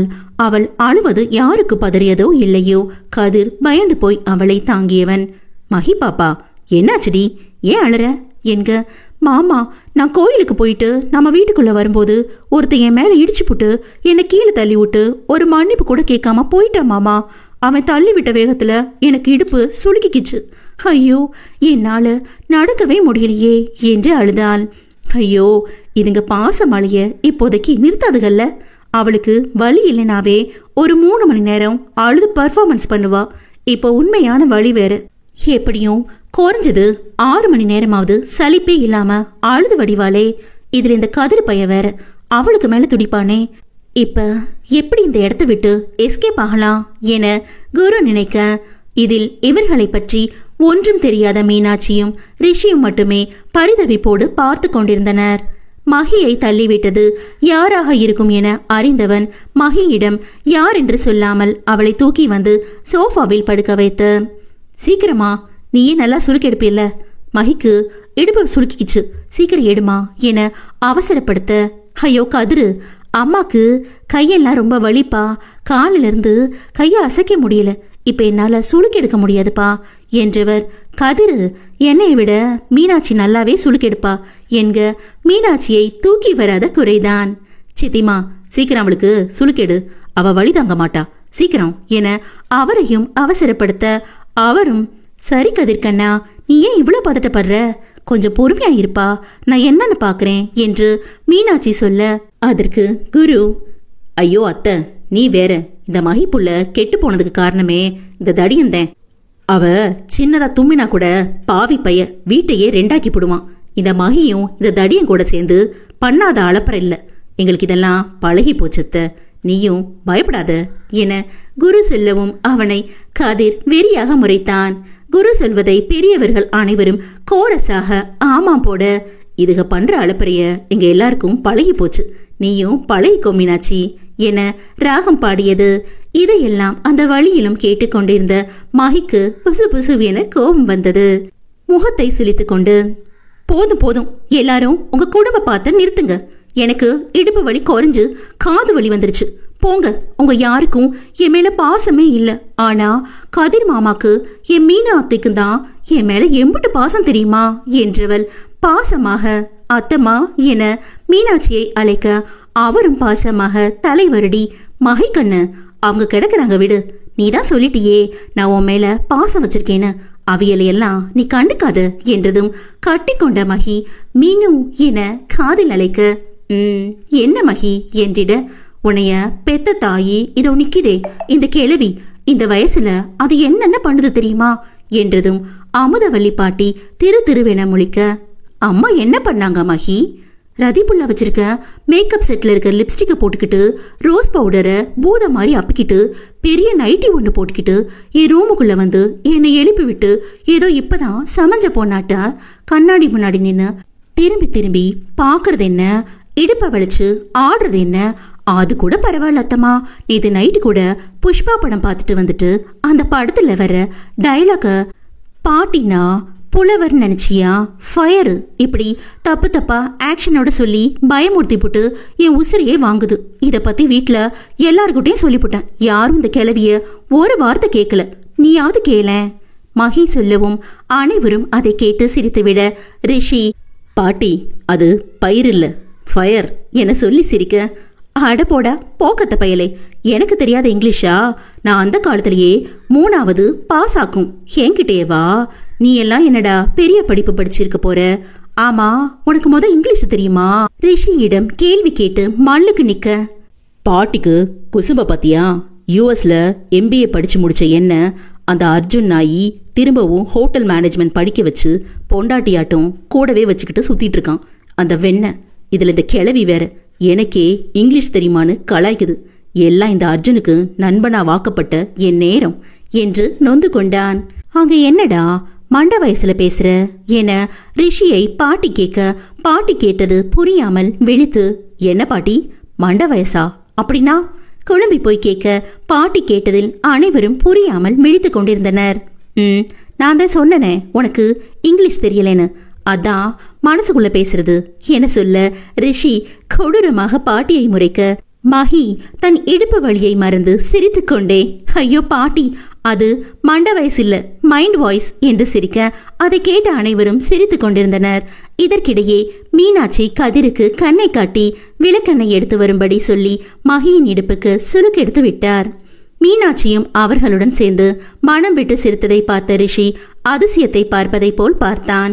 அவன் பார்த்தவரை மீனாட்சி அன்பாக பேசுவார், பழகுவார். ஆனால் அவரின் சிரிப்பில் ஒரு உயிர்ப்பிருக்காது. மற்றவர்களுக்காக இதழ் விரித்து செல்வாரே தவிர அவரின் சந்தோஷத்திற்காக அவர் சிரித்ததில்லை. அம்மாவோட இந்த சிரிப்புக்காகவாது நீ மனசு திருந்தி மகியை கல்யாணம் பண்ணிக்கணும்டா என்று மீனாட்சிக்கு இன்னொரு மகனாய் தன் நண்பனின் எதிர்காலத்தை கருத்தில் கொண்டு மனமாற வேண்டிக் கொண்டான் ரிஷி. இங்கு அர்ஜுனோ கோபமாக வெளியே சென்றவன் அந்த கிராமத்தில் எங்கு செல்வதென்று தெரியாமல் அந்த ஊரை தாண்டி வெகு தூரம் காரை ஓட்டி சென்றான். அவன் மனமோ தன் அன்னையை முதலில் அனைவரின் முன்னும் திட்டிவிட்டோமே என்ற குற்ற உணர்ச்சியில் தத்தளித்தது. இதற்கு தற்போதைய ஒரே தீர்வு அவனுக்கு மதுவும் மாதுவும் தான். அர்ஜுன் யோசித்துக் கொண்டே வர வெகு தூரம் வந்ததும் எந்த ஹோட்டல்களும் அவன் கண்ணில் படாமல் அவனை சோதிக்க, அவனின் எண்ணம் புரிந்த கடவுளோ, தம்பி இது உன் நேரம், உன் ஆட்டத்தை இப்போதைக்கு நீ ஆடு, எனக்கும் நேரம் வரும், அப்போ உன்னை வச்சு செய்ய போறேன் என்று நினைத்தாரோ என்னவோ. அர்ஜுன் கண்ணில் ஒரு ஹோட்டல் பட்டது. உடனே அங்கு சென்று பணத்தை வாரி இறைத்தான். அவனின் எண்ணமோ, நான் எவ்வளவு பெரிய ஹோட்டலுக்கு சொந்தக்காரன், இந்த ஊருக்கு வந்து ஹோட்டல் கிடைக்காம அழிஞ்சு தெரிய வேண்டிய நிலைமை வந்துட்டதே என்று கோபம் வேறு இணைந்து கொண்டது. அவனின் போனை எடுத்து மொபைல் கான்டாக்டில் உள்ள லிஸ்டில் பெண்களின் எண்ணை தேடி அதில் ஒரு பெண்ணை அழைக்க, அந்த பக்கம் எடுத்த பெண் குழைவாக, ஹாய் பேபி, என்ன இந்த டைம்ல கூப்பிட்டிருக்க? இப்போ நான் வேற ஒரு கஸ்டமர் கூட இருக்கனே என்று சொல்ல, அர்ஜுனோ, ஹே மோனி, இப்போ உன்னால வர முடியுமா முடியாதா? உன்னால முடியலன்னா சொல்லு, நான் வேற ஆளை பாத்துக்கிறேன் கோபமாக சொல்ல, ஐயோ பேபி, நீ கூப்பிட்டு நான் எப்போ இல்லைன்னு சொல்லியிருக்கேன், இதோ இப்பவே வர, லொகேஷன் சென்ட் பண்ண என்று அழைப்பை துண்டித்தாள். அர்ஜுன் அனுப்பிய லொகேஷனை பார்த்த அந்த பெண்ணோ ஷாக் ஆகி உடனே அர்ஜுனுக்கு அழைத்து, என்ன பேபி, நீ இருக்க இடத்துக்கு நான் இப்போ வரணும்னா குறைஞ்சது ஒரு நைட் ஆயிடும் என்றிட, அர்ஜுன் டென்ஷன் ஆகி, ஏய் வர முடியாதுன்னா போனை வைடி என்றதும், ஹே பேபி, எதுக்கு இவ்வளவு கோவப்படுற? இரு பேபி, நான் சொல்றத கேளு என்று இறைஞ்ச, எல்லாம் என் நேரம், சொல்லி தொலை. அவன் கடுகடுக்க, பேபி, அங்க எனக்கு தெரிஞ்ச ஒரு பொண்ணு இருக்கு, நான் அவகிட்ட இப்ப சொல்றேன், கொஞ்சம் வெயிட் பண்ணு பேபி, அவன் வந்துடுவா என்க போனை அணைத்து தூக்கி போட்டவன் மது பாட்டிலை எடுத்து கோப்பையில் ஊத்தி மடமடவென குடித்தான். ஒரு முழு பாட்டிலை முடிக்கும் முன் அந்த நவ நாகரிக யுவதி அர்ஜுன் கண்முன் நிற்க, அந்த பெண்ணை பார்த்த அடுத்த நொடி மது போதையில் வேறு இருக்க அவளை படுக்கையில் தள்ளி அவள் மேல் படுத்திருந்தான். 1 மணி நேரம் பேர் கூட தெரியாத பெண் மேல் நிம்மதியாய் கூடலில் மூழ்கியிருந்தவன் சிறிது அவனுக்கு போதை தெளியவும் கூடல் முடியவும் அந்த பெண்ணை விடுத்து எழுந்தமர்ந்தான். அந்த பெண்ணோ இன்னும் அவன் மேல் பித்தம் கொண்டு அர்ஜுன் அருகில் சென்று அவனின் வெற்று மார்பில் கைகளால் கோலமிட்டு, ஹே ஹேண்ட்ஸம், ஏன் எழுந்துட்ட என்று சொல்ல, அவனோ எனஃப் என்றான். அவனை நெருங்கி, ஹே ஹேண்ட்ஸம், உன் பேரு அர்ஜுன் தானே என்றாள் கிறக்கமாக. அவளை மேலும் கீழும் ஒரு மாதிரியாக பார்த்து, அதுக்கு என்ன இப்போ?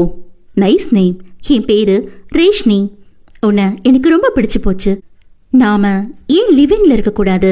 பிடிச்சா ஒரு 3 or 4 years மேரேஜ் பண்ணிக்கலாம், இல்லைனா நோ ப்ராப்ளம், ஆனா அது வரைக்கும் நாம எப்படி என்ஜாய் பண்ணிக்கலாம் என குழைவாக சொல்ல, அவளை நக்கலாக பார்த்து 2000 ரூபாய் கட்டுகளை அவன் மேல் தூக்கி எறிந்து, இதுக்கு தானே வந்த, முடிஞ்சிருச்சுல, ஓடிடு, மீறி ஏதாவது ஒரு வார்த்தை பேசின கொன்னுடுவேன், இப்ப கிளம்பு என்ற கர்ஜனையில் விட்டால் போதும் என அவனை சாடிக்கொண்டே ஆடைகளை எடுத்து அணிந்து பணக்கட்டை எடுத்துக்கொண்டு ஓடிவிட்டாள்.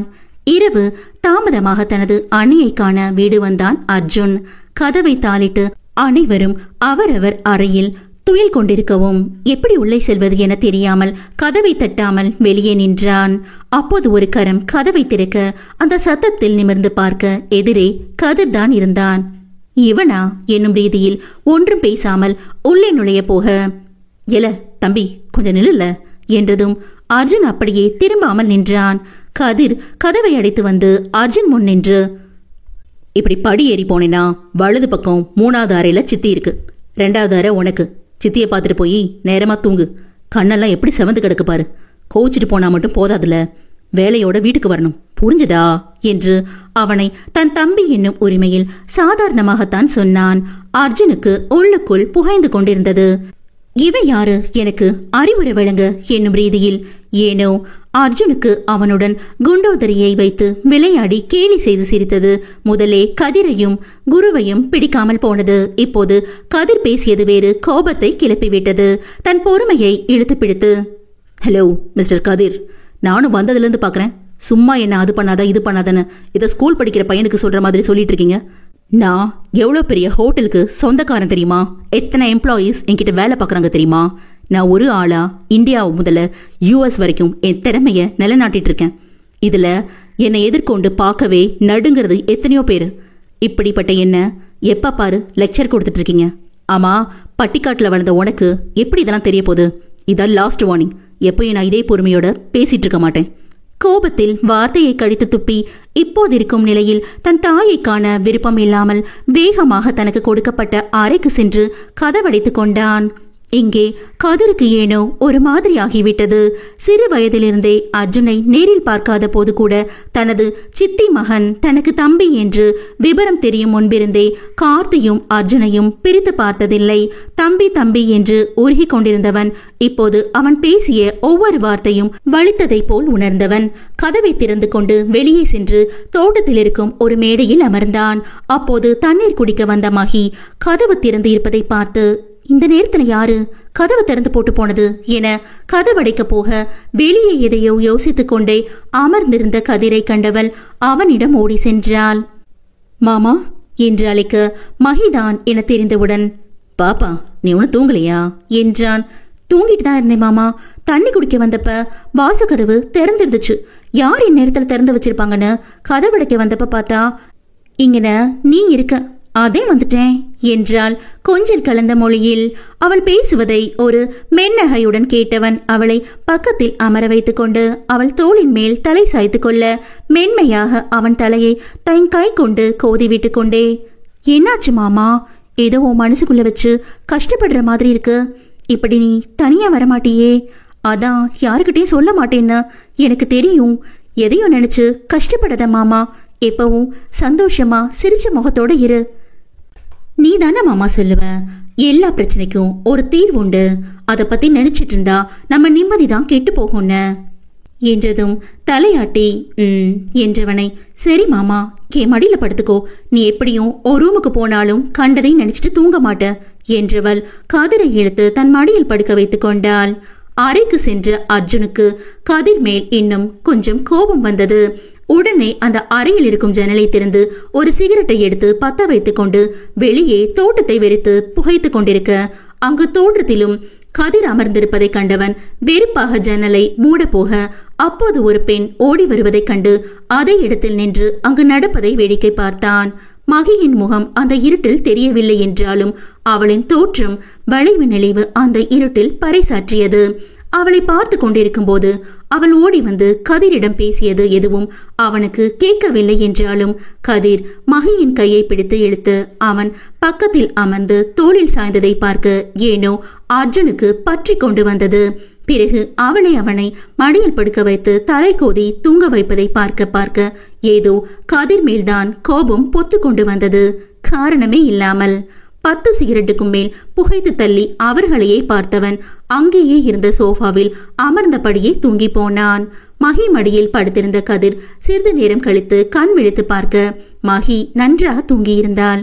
அதை சிறு சிரிப்புடன் பார்த்தவன், மகி பாப்பா என்ன தூங்க வைக்கிறேன்னு எனக்கு முன்னாடியே தூங்கிட்டியா என்று செல்லமாக கடிந்து கொண்டவன் அவளை கையில் ஏந்தி கொண்டு அவள் அறைக்கு சென்று மெத்தையில் கிடத்தியவன் படுக்கை விரிப்பை எடுத்து போர்த்திவிட்டு வெளியேறினான். மகியின் மடியில் படுத்ததும் உறக்கம் கண்ணை சுருட்டினாலும் எங்கே தான் தூங்கிவிட்டால் தன் தலை வைத்திருக்கும் அவளின் கால்கள் பாரத்தில் வலி எடுத்து விடுமோ என்ற எண்ணத்தில் பனி வேறு பெய்ய அவள் தூங்கும் வரை காத்திருந்தான். காலையில் கதிரவன் தன் வேலையை செய்ய தொடங்க அதற்கு முன்பே தூக்கம் கலைந்து எழுந்த மகியும் அவளது வீட்டாட்களும் ஆளுக்கு ஒரு வேலையாக பார்த்து கொண்டிருந்தனர். மகி எழுந்தவுடன் வாசலை பெருக்கி சாணம் தெளித்து கோலமிட்டு அதில் வண்ண வண்ண நிறம் கொண்டு அந்த கோலத்தை இன்னும் அழகு சேர்த்தவள் சமையலறை சென்று யார் யார் என்னென்ன சாப்பிடுவார்கள் என நன்கு அறிந்தவள் அனைவருக்கும் பிடித்த உணவுகளை தயார் செய்து ஆண்கள் எழும் நேரம் இது என அறிந்து பாலை காய்ச்சி காஃபி டீ பால் என தனித்தனியாக போட்டு எடுத்துக்கொண்டு வெளியே வர மகியின் அப்பா ரவிச்சந்திரன் திண்ணையில் அமர்ந்து செய்தித்தாள்களை புரட்டி கொண்டிருந்தார். என்னப்பா, இன்னைக்கு என்ன முக்கியமான நியூஸ்? என்ன நியூஸ்மா? புதுசா வந்துட்டு போகுது. எல்லாம் கொலை கற்பழிப்பு தான். பேப்பர் முழுக்க நிறைஞ்சு கிடக்கு. இதுல ஒரு மூலையில யாராவது நல்லது பண்ணா சின்னதா போட்டிருக்கு, அவ்வளவுதாம்மா. அதை விடு, அந்த டீயை கொண்டாமா. டீயை ருசித்து குடிக்கும் கணவனை பார்த்த வானதி, இதுவே அந்த டீயை நான் கொண்டாந்து கொடுத்தா ஏதோ கரணி தண்ணிய உறிஞ்சிற மாதிரி ஒரே மிடர்ல உறிஞ்சி தூக்கி போடுவாரு அந்த டம்ளரை.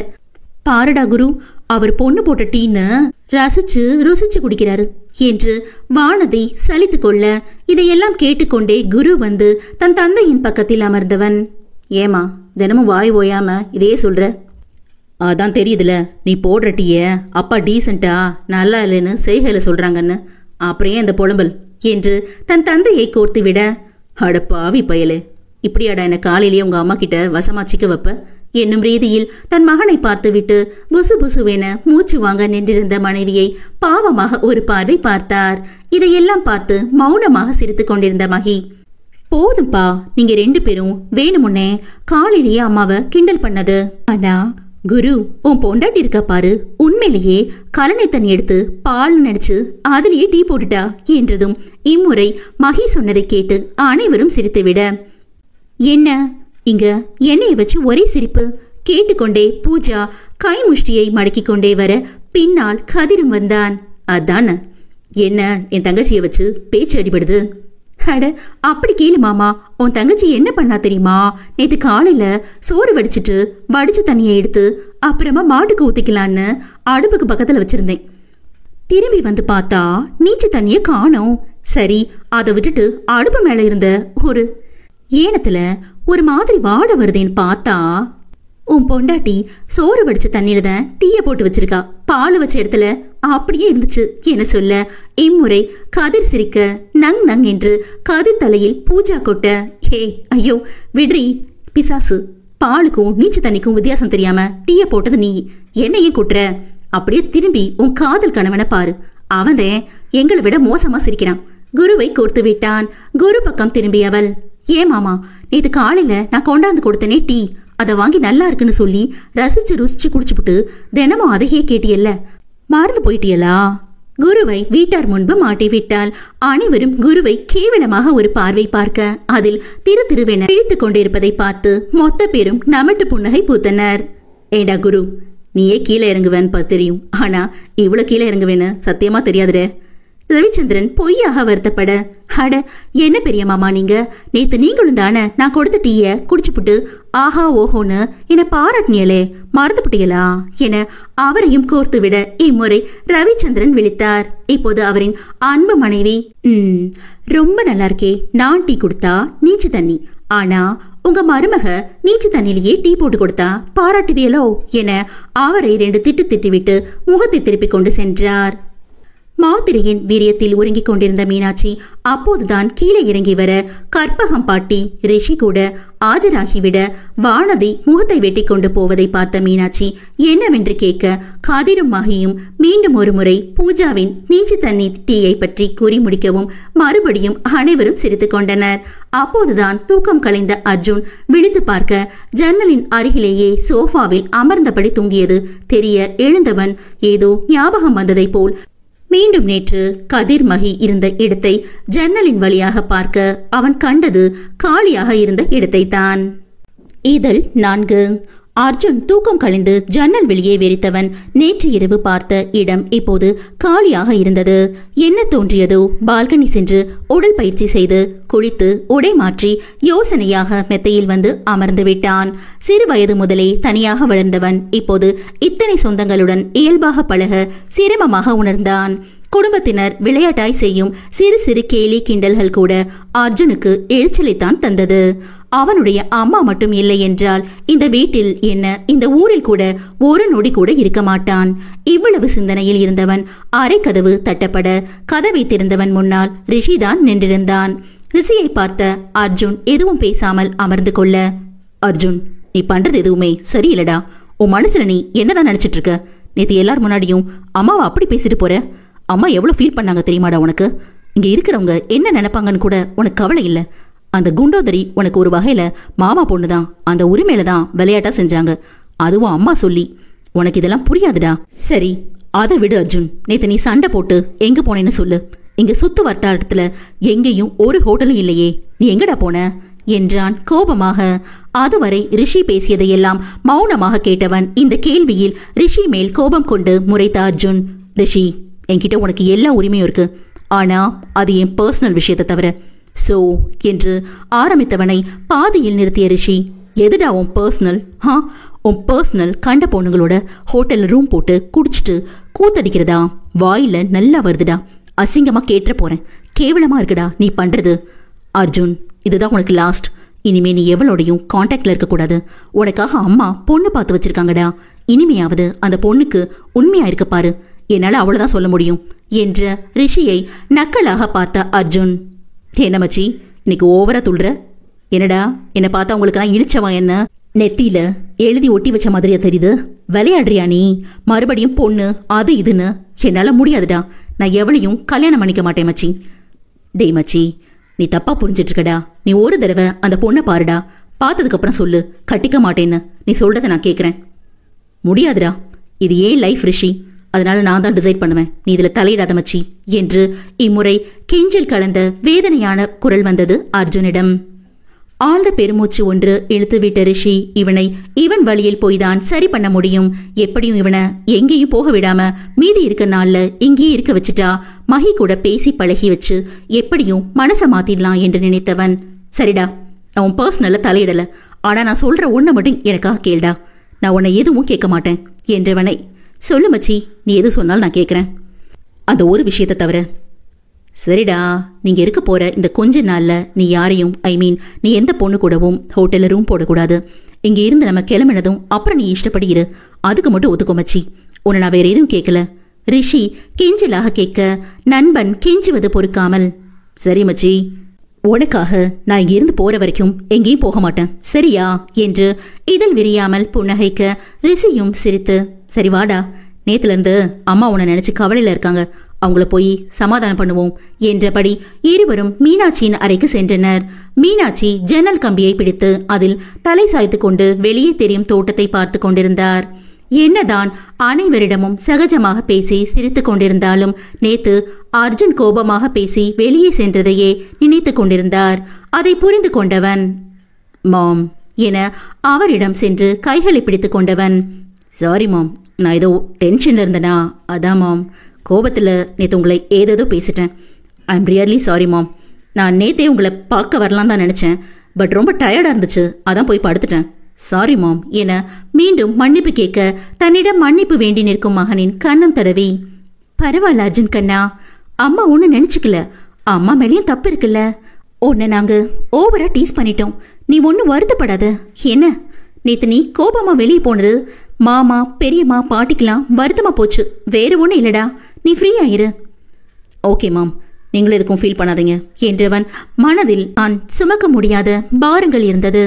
அதுவரை அவர்களை பார்த்து கொண்டிருந்த ரிஷி, என்ன உங்க மன்னிப்பு கேட்கும் படலம் முடிஞ்சிருச்சுனா கீழே போய் சாப்பிட போலாமா? ரொம்ப பசிக்குது என்றான் பாவமாக. சரி வாப்பா கீழே போகலாம் என மூவரும் கீழிறங்கி வந்தனர். அங்கு மேஜையில் ரவிச்சந்திரன், கற்பகம், அவரின் கணவர் ராஜேஷ், குரு, கதிர், பாட்டி என அனைவரும் அமர்ந்திருந்தவர்கள் அவர்கள் மூவரையும் பாசமாக சாப்பிட அழைத்தனர். அவர்களும் வந்து அமர வானதியும் பூஜாவும் சாப்பாடு பரிமாறினர். அர்ஜுன் கதிர் அமர்ந்திருக்கும் சேரில் நேரெதிரில் அமர கதிர் சிநேகமாக புன்னகைக்க அர்ஜுன் வெடுக்கென்று முகத்தை திருப்பிக் கொண்டான். அவன் செயலில் கதிருக்கு தான் ஒரு மாதிரி ஆகிவிட்டது. அர்ஜுனை பார்த்த பூஜா, அர்ஜுன் அண்ணா, நீ எங்க வெளியே போயிட்டிய? உங்களுக்காக நான் எவ்வளவு ஆசையா சமைச்சு வச்சு காத்திருந்தேன் தெரியுமா? ரொம்ப நேரம் முழிச்சிருந்தேன், அப்புறம் தூக்கம் வந்துச்சா, அதான் போய் படுத்துட்டேன் என்று சோக கீதம் வாசிக்க, கொஞ்சம் வேலையா, வெளியே வேலை இருந்துச்சுமா, அதான் அப்படியே போயிட்டு முடிச்சிட்டு வந்தேன் என்று வாய்க்கு வந்ததை அர்ஜுன் அடித்து விடுவதைக் கண்டு, எத்தனை நாளைக்கு அடிச்சு விடுறேன்னு நானும் பாக்குறேன்டா. ரிஷி நினைத்தபடியே உணவை அள்ளி வாயில் வைத்தான். அடியே, நல்ல வேலைடி, அர்ஜுன் நீ செஞ்சு வச்சதை சாப்பிட்டு இருந்தான்னு வையி, சும்மா சாப்பாடுன்னு பேரை கேட்டாவே அரண்டு ஓடி போயிருப்பான் என்று குரு சிரித்து கொண்டே, சரிதானே மச்சான் என கதிரை கேட்க இதற்கு என்ன பதில் சொல்வது என்று கதிருக்கு சங்கடமாய் போனது. காரணம் அர்ஜுன் அவனிடம் நடந்து கொண்ட முறைதான். இது கூட பரவாயில்லை, சரி நம்ம தம்பிக்கு தன்னிடம் இல்லாத உரிமையா என விட்டுவிட்டான். ஆனால் அவன் ஏதாவது பேச போய் திரும்பவும் அர்ஜுன் கோபித்துக் கொண்டு வெளியே சென்று விட்டால் அனைவருக்கும் சங்கடமாய் போய்விடும் என நினைத்தவன், எலை குரு, சாப்பிடும்போது என்னடா கிண்டல், ஒழுங்கா சாப்பிடல, அதட்டி விட்டு உணவை விழுங்க. சரி அதை விடு கதிரு, கார்த்தி எப்படா வரான் என்று கேட்க, சீக்கிரம் வந்துடுவாண்டா என்றான். மீனாட்சியோ, ஆமா பூஜா கண்ணு, எல்லாரும் இங்க இருக்கோம், மகிய மட்டும் எங்க காணோம்? அதுவா சித்தி, மகி கோயிலுக்கு போயிருக்கு, இன்னைக்கு வெள்ளிக்கிழமை வேற, அவ எப்படியும் வர நேரமாகும் சித்தி. பூஜா, அவளை ஏன் தனியா போக விட்ட? நீயும் போக வேண்டியதானே? அட போனேன், நீ வேற, நான் எவ்வளவோ சொன்னேன் நானும் வரேன்னு. அவதான் கார்த்தி அண்ணன் ராதா ரதி எல்லாம் வருவாங்க, அவங்கள பாத்துக்க சொல்லி என்ன விட்டுட்டு போயிட்டா என்றாள் சோகமாக. ஏமா பூஜா, சாமி கும்பிட முடியலன்னு கவலைப்படாத, அதான் மகி போயிருக்கால, உனக்கு சேர்த்து அவளே வேண்டிப்பா ரிஷி சொல்ல. நீ வேற ரிஷி, இவளாவது சாமி கும்பிட போறதாவது, இன்னைக்கு வெள்ளிக்கிழமைல கோயில்ல விசேஷம், பொங்கலும் புளியோதரையும் கொடுப்பாங்க, அதை வாங்கி சாப்பிட முடியலன்னு சோகத்துல சொல்றா. ஆமா ரிஷி, அதுக்குதான் மகியும் இவளை வீட்லயே விட்டுட்டு போயிட்டா.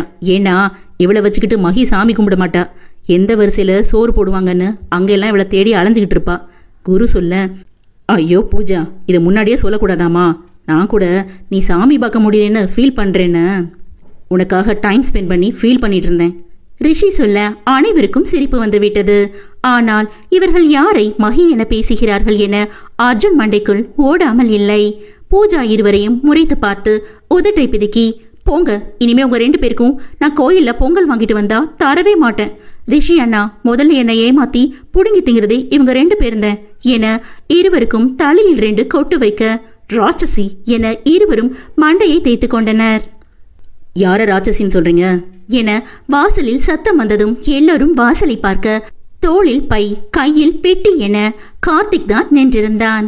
கார்த்திக் அண்ணா எப்படி இருக்க என்று பூஜா அவனிடம் இருந்த பைகளை வாங்கி கொண்டே, ஏன்னா இவ்வளவு லேட்டா வர, நீ இல்லாம என்னை எப்படிலாம் கிண்டல் பண்றாங்க தெரியுமா என்றவள் அவன் கையை பிடித்து கொண்டு இழுத்து வந்து கதிர் குரு முன்னால் நிற்க வைக்க, நீ ஒன்னும் கவலைப்படாத பூஜா, உன்னை கிண்டல் பண்ணவங்கள இன்னைக்கு அடிக்கிற அடியில என்ன ஆக போறாங்கன்னு பாரு. வந்தவன் வீரவசனம் பேச மூவரும் ஒருவருக்கொருவர் முறைத்து பார்த்து கொண்டனர். என்னன்னா இப்படியே பார்த்துட்டு இருந்தா என்ன அர்த்தம்?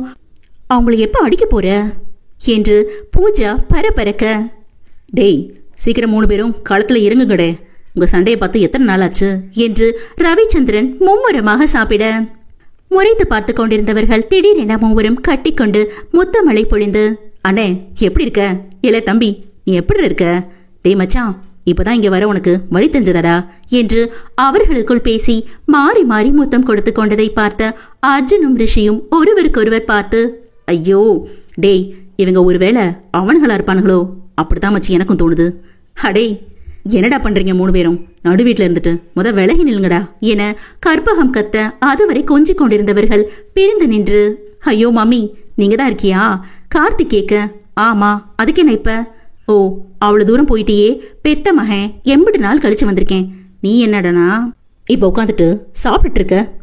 அதான் வந்துட்டியேடா, நான் வேற இதுக்கு தனியா கூப்பிட்டுக்கிட்டு என்று கற்பகம் உண்ணுவதை நிறுத்தவில்லை. ஏல மருமவன, போய் கை கால் அலம்பிட்டு வந்து சாப்பிடல, இன்னும் என்ன வெட்டிக்காத அளந்துட்டு இருக்கவ என்று ரவிச்சந்திரன் எலும்பை உரியும் சத்தம் அனைவரின் காதையும் கூசு செய்தது.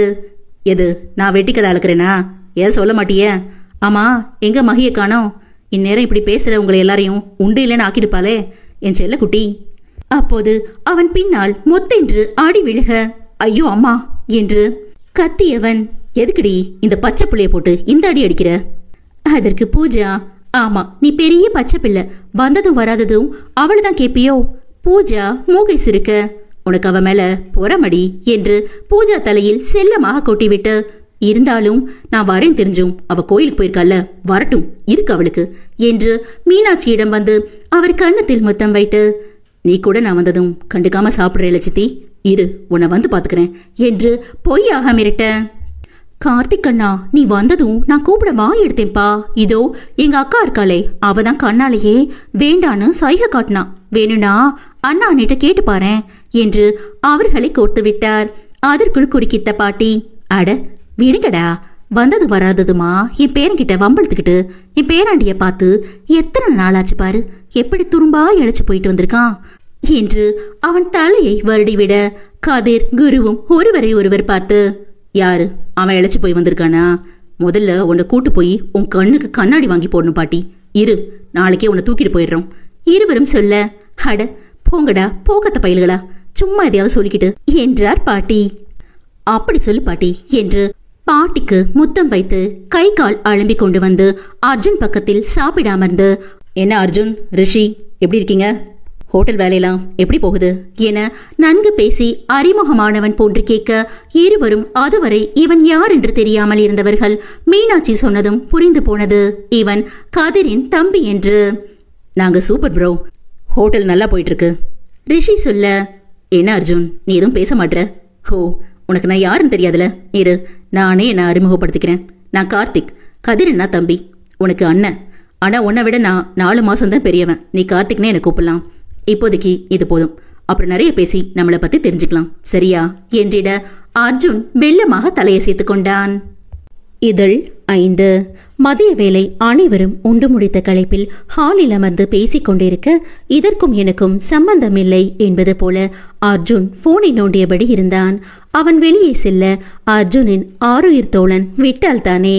ஒரு கை போனை நோண்ட, மற்றொரு கையோ ரிஷியின் கைச்சிறையில் இருந்தது. பொறுத்து பார்த்த அர்ஜுன், டே ரிஷி, ஏண்டா என் கையை விடாம பிடிச்சிட்டு இருக்க? நானும் எவ்வளோ நேரம் தாண்டா இங்க இருக்க பிடிக்காம போனை பாக்குற மாதிரி மேனேஜ் பண்றது, விடுடா என ரிஷியிடம் மெதுவாக யாருக்கும் கேட்காதவாறு பல்லை கடிக்க, ஏண்டா படுத்துற, கொஞ்ச நேரம் ஒழுங்கா இங்க இருடா, எல்லாரும் இங்க இருக்கும்போது நீ மட்டும் தனியா போனா என்னடா நினைப்பாங்க?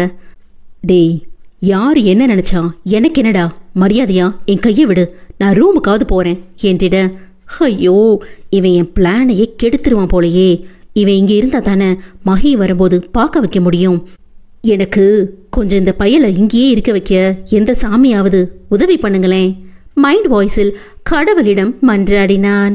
இவர்களின் சம்பாஷணைகளை பார்த்து கொண்டிருந்த கார்த்தி அர்ஜுனின் தோளில் கை போட்டு, என்ன அர்ஜுன் இங்க இருக்க போர் அடிக்குதா என்றிட, ஆமா என்று அர்ஜுன் மெல்லமாக தலையசைக்க, உனக்கு புதுசில்ல, அதான் அப்படி 2 நாள் ஆச்சுன்னா பழகிடும், எல்லாம் சரியாயிடும் என்றவன் அவன் தோளில் அழுத்தமாக கை போட்டு அணைத்த வாக்கில் அவனை அசைய விடாது அமர்ந்து கொண்டான்.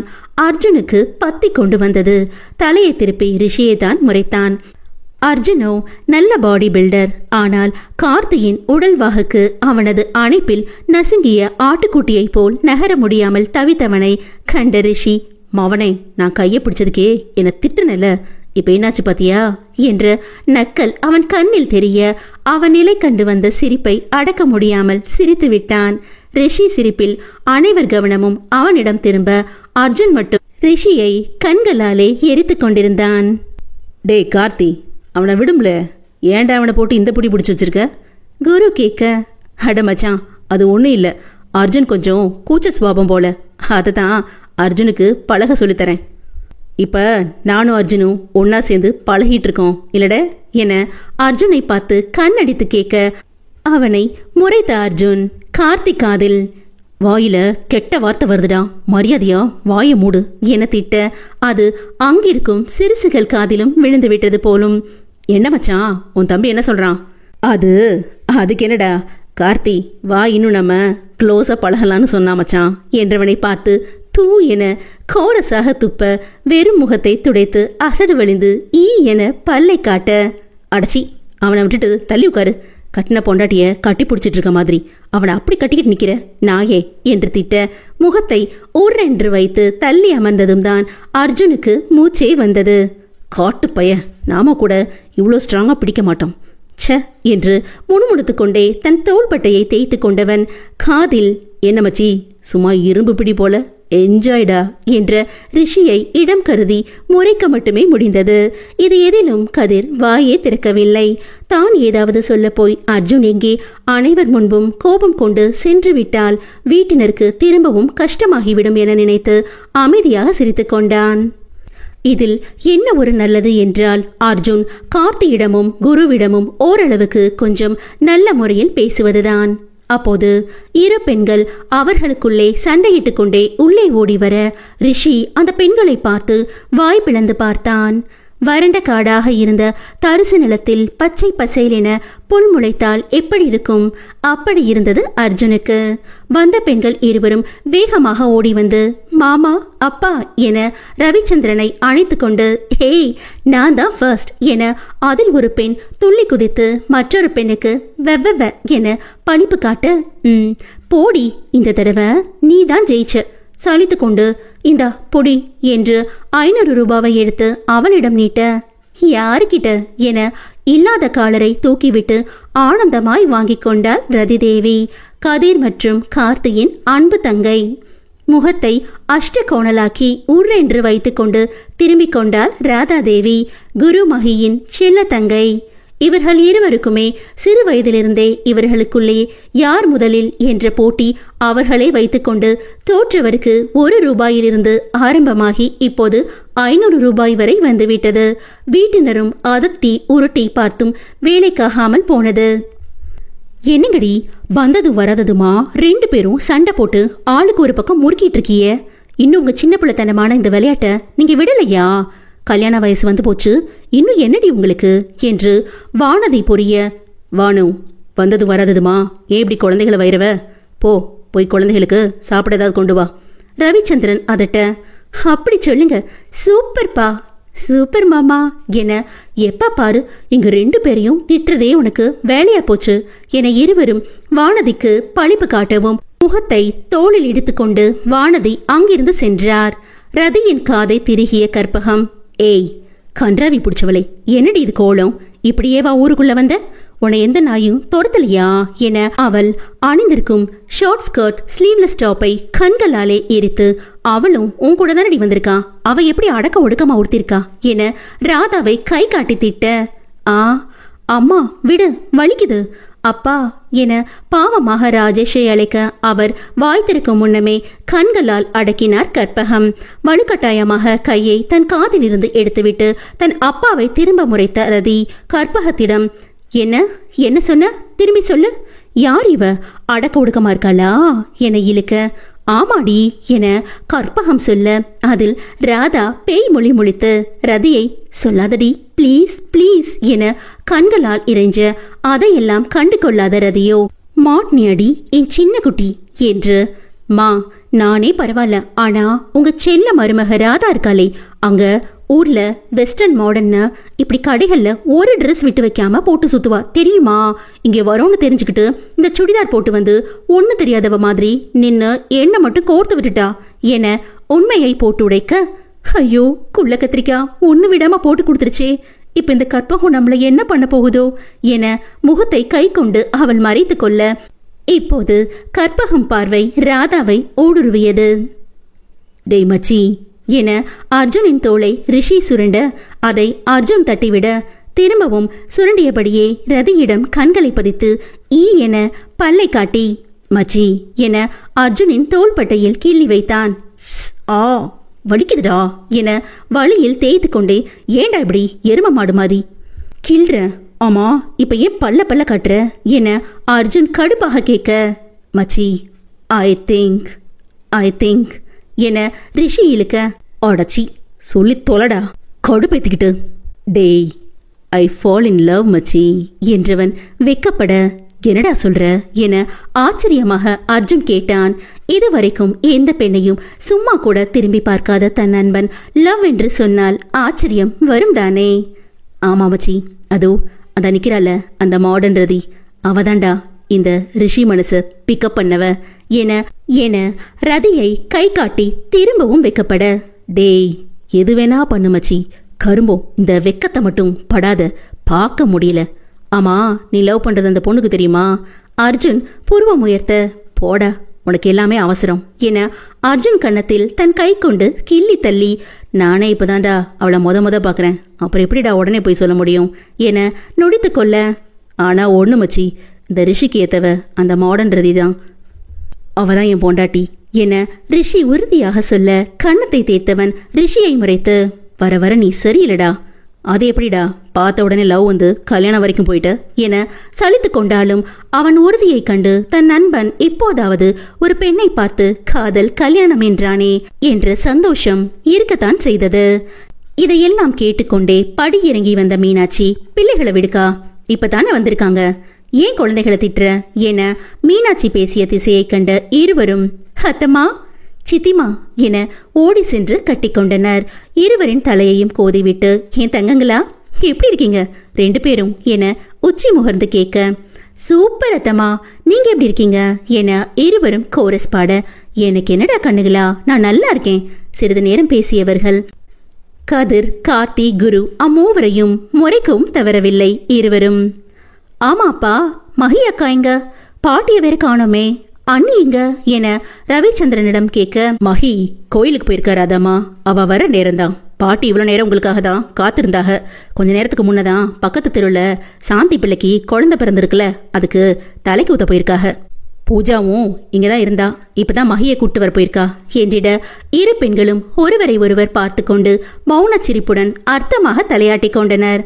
அந்த மௌன சிரிப்பு யாருக்கு புரிந்ததோ இல்லையோ, கதிருக்கு அதன் அர்த்தம் புரிந்துவிட நைஸாக இடத்தை காலி பண்ண நினைக்கும் போது குரு இழுத்து பிடித்து தன் பக்கத்தில் அவனை அமர்த்தி கொண்டான். கதிர் குருவை முறைக்க அவனோ அதை கண்டுகொள்ளவில்லை. ரவிச்சந்திரன் அவ்விருவர்களையும் அழைத்து, இது அர்ஜுன், நம்ம மீனாட்சியத்தையோட ஒரே பையன், இது அர்ஜுனோட கூட்டாளி, பேரு ரிஷி என்று அறிமுகப்படுத்த புரியாமல் விழித்தனர் இரு பெண்களும். ஏனென்றால் மீனாட்சி எப்போதும் தனியாக வருவதால் கதிர், குரு, கார்த்தியை தவிர அவர்களுக்கு அடுத்து பிறந்த மகி, ராதா, ரதி, சூர்யா என யாருக்கும் இப்படி ஒருவன் இருப்பது தெரியாமல் போனது. ரிஷி உடனே சிரித்துக்கொண்டே ரதியிடம் தன் கை நீட்டி, ஹாய், நான் ரிஷி, அர்ஜுனுக்கு இருக்கும் ஒரே உயிர் நண்பன் என தன்னை அறிமுகப்படுத்திக் கொள்ள மெல்லமாய் சிரித்த ரதி, ஓ அப்படியா, எனக்கு இப்படி ஒரு அண்ணன் இருக்கிறது தெரியாது, யாரும் சொல்லல என ரிஷிக்கு கை குலுக்கியவள் மீனாட்சியிடம் திரும்பி, சித்தி நீங்க கூட என்கிட்ட சொல்லல என்று அர்ஜுனிடம் வந்து, ஹாய் அண்ணா, எனக்கு இப்படி ஒரு அண்ணன் இருக்கிற விஷயத்த யாருமே என்கிட்ட சொல்லல தெரியுமா, இனிமே எனக்கு 2 அண்ணனுங்க இல்ல 3 அண்ணனுங்க, ஹை ஜாலி என அவனிடம் ஒட்டிக்கொண்டு சிரித்து பேச மென் சிரிப்புடன் அவளை பார்த்தான் அர்ஜுன்.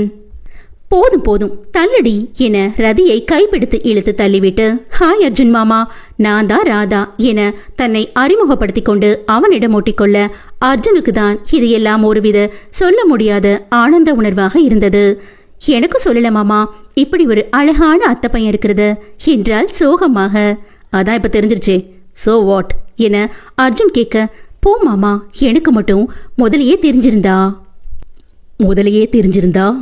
அவளை பேச விடாமல் ஒரு குரல் தடுத்தது. குரல் வந்த திசையை ரிஷி மற்றும் அர்ஜுன் புரியாமல் பார்க்க அங்கு கார்த்திதான் முகத்தை உரென்று வைத்து நின்றிருந்தான். அந்த குரலுக்கு சொந்தக்காரன் யாரென தெரிந்து கொண்ட ராதா திரும்பி பார்க்காமலேயே, உன்னைய லவ் பண்றதுக்கு பதிலா என் அர்ஜுன் மாமாவையே லவ் பண்ணிருப்பேன் என நக்கலாக பதிலளிக்க அர்ஜுன் திடுக்கிட்டு விழிக்க ரிஷி மௌனமாக சிரித்து கொண்டான். என்னடி சொன்ன என அவளை பிடிக்க துரத்த ராதா அவன் கையில் சிக்காமல் அர்ஜுனை சுற்றி வந்து, ஆமா அப்படிதான் சொல்லுவேன், உன்னால முடிஞ்சா பிடி பாப்போம் என அவனிடம் ஆட்டம் காட்ட அர்ஜுன் நடுவில் மாட்டிக்கொண்டு முழித்தான். எப்படியோ அவன் கையில் சிக்கியவளை இப்ப சொல்லடி பாப்போம் என கார்த்தி அவன் தலையில் கொட்டு வைக்க, ஐயோ மாமா விடு மாமா, வலிக்குது, நான் சும்மா தான் சொன்னேன், இனிமே சொல்ல மாட்டேன், இனிமே சும்மா கூட சொல்வியாடி என திரும்பவும் கொட்டு வைக்க, சொல்ல மாட்டேன், ஐயோ இந்த அநியாயத்தை தட்டி கேட்க யாருமே இல்லையா, பொம்பளை பிள்ளைய இப்படி எல்லாரும் முன்னாடியும் கை நீட்டி அடிக்கிறாங்களே, அவ கத்த, ச்சே ரொம்ப நடிக்காத என திரும்பவும் அவளை கொட்டிவிட்டான். தன் அண்ணன் குருவிடம் சென்று, நீ எல்லாம் ஒரு அண்ணனாடா, உன் மச்சான் என்ன அடிக்கிறாக, கண்ணெல்லாம் சிவப்பாகி கையி கழுத்து நரம்பெல்லாம் புடச்சிக்கிட்டு வந்து என் தங்கச்சியை எப்படி அடிக்கலான்னு அவங்க சட்டையை பிடிச்சு கேள்வி கேட்காம பொறுப்பு இல்லாம சிரிக்கிறேல்ல. இனிமே அண்ணி உன்னை போட்டு புரட்டி எடுக்கும்போது நான் உன்னை அண்ணிக்கிட்ட இருந்து காப்பாற்றவே மாட்டேன். அவன் மானத்தை வாங்க, ஐயோ சபையிலைய மானத்தையே வாங்கிட்டாளே பாவி என்று கருவியபடியே அமர்ந்திருந்தான் குரு. கதிரிடம் திரும்பிய ராதா, மாமா நீ கூட உன் தம்பியை தட்டி கேட்கல, உனக்கும் கூடிய சீக்கிரம் ஆப்பு ரெடியா இருக்கு. அப்ப நீங்க 2 பேரும் படுற வேதனைய சந்தோஷமா கை கட்டி சிரிச்சுக்கிட்டே வேடிக்கை பார்ப்பேன் என்று ராதா வசனம் பேச, ரதி வந்து அவள் முதுகில் ஒரு அடி வைக்க, அர்ஜுனுக்கு தான் இதெல்லாம் ஒருவித உற்சாகத்தோடு பார்த்து கொண்டிருந்தான். தனிமையில் வளர்ந்தவனுக்கு இதெல்லாம் ஒரு புது அனுபவமாக இருந்தது. அர்ஜுன் சிறிது நேரத்தில் எல்லாம் விட்டால் போதும் என்று அறைக்கு செல்ல இருந்தவனை பிடித்து கொண்ட ரிஷி, டேய் எங்கடா ஓட பாக்குற, மரியாதையை என் கூடவே இருந்து என் லவ்வுக்கு ஹெல்ப் பண்றா சொல்லிட்டேன் என்றவனை அர்ஜுன் முறைக்க, உன் முறப்பெல்லாம் என்கிட்ட வேலைக்காகாதுடா என நினைத்தபடியே கூடவே அமர வைத்துக் கொண்டான்.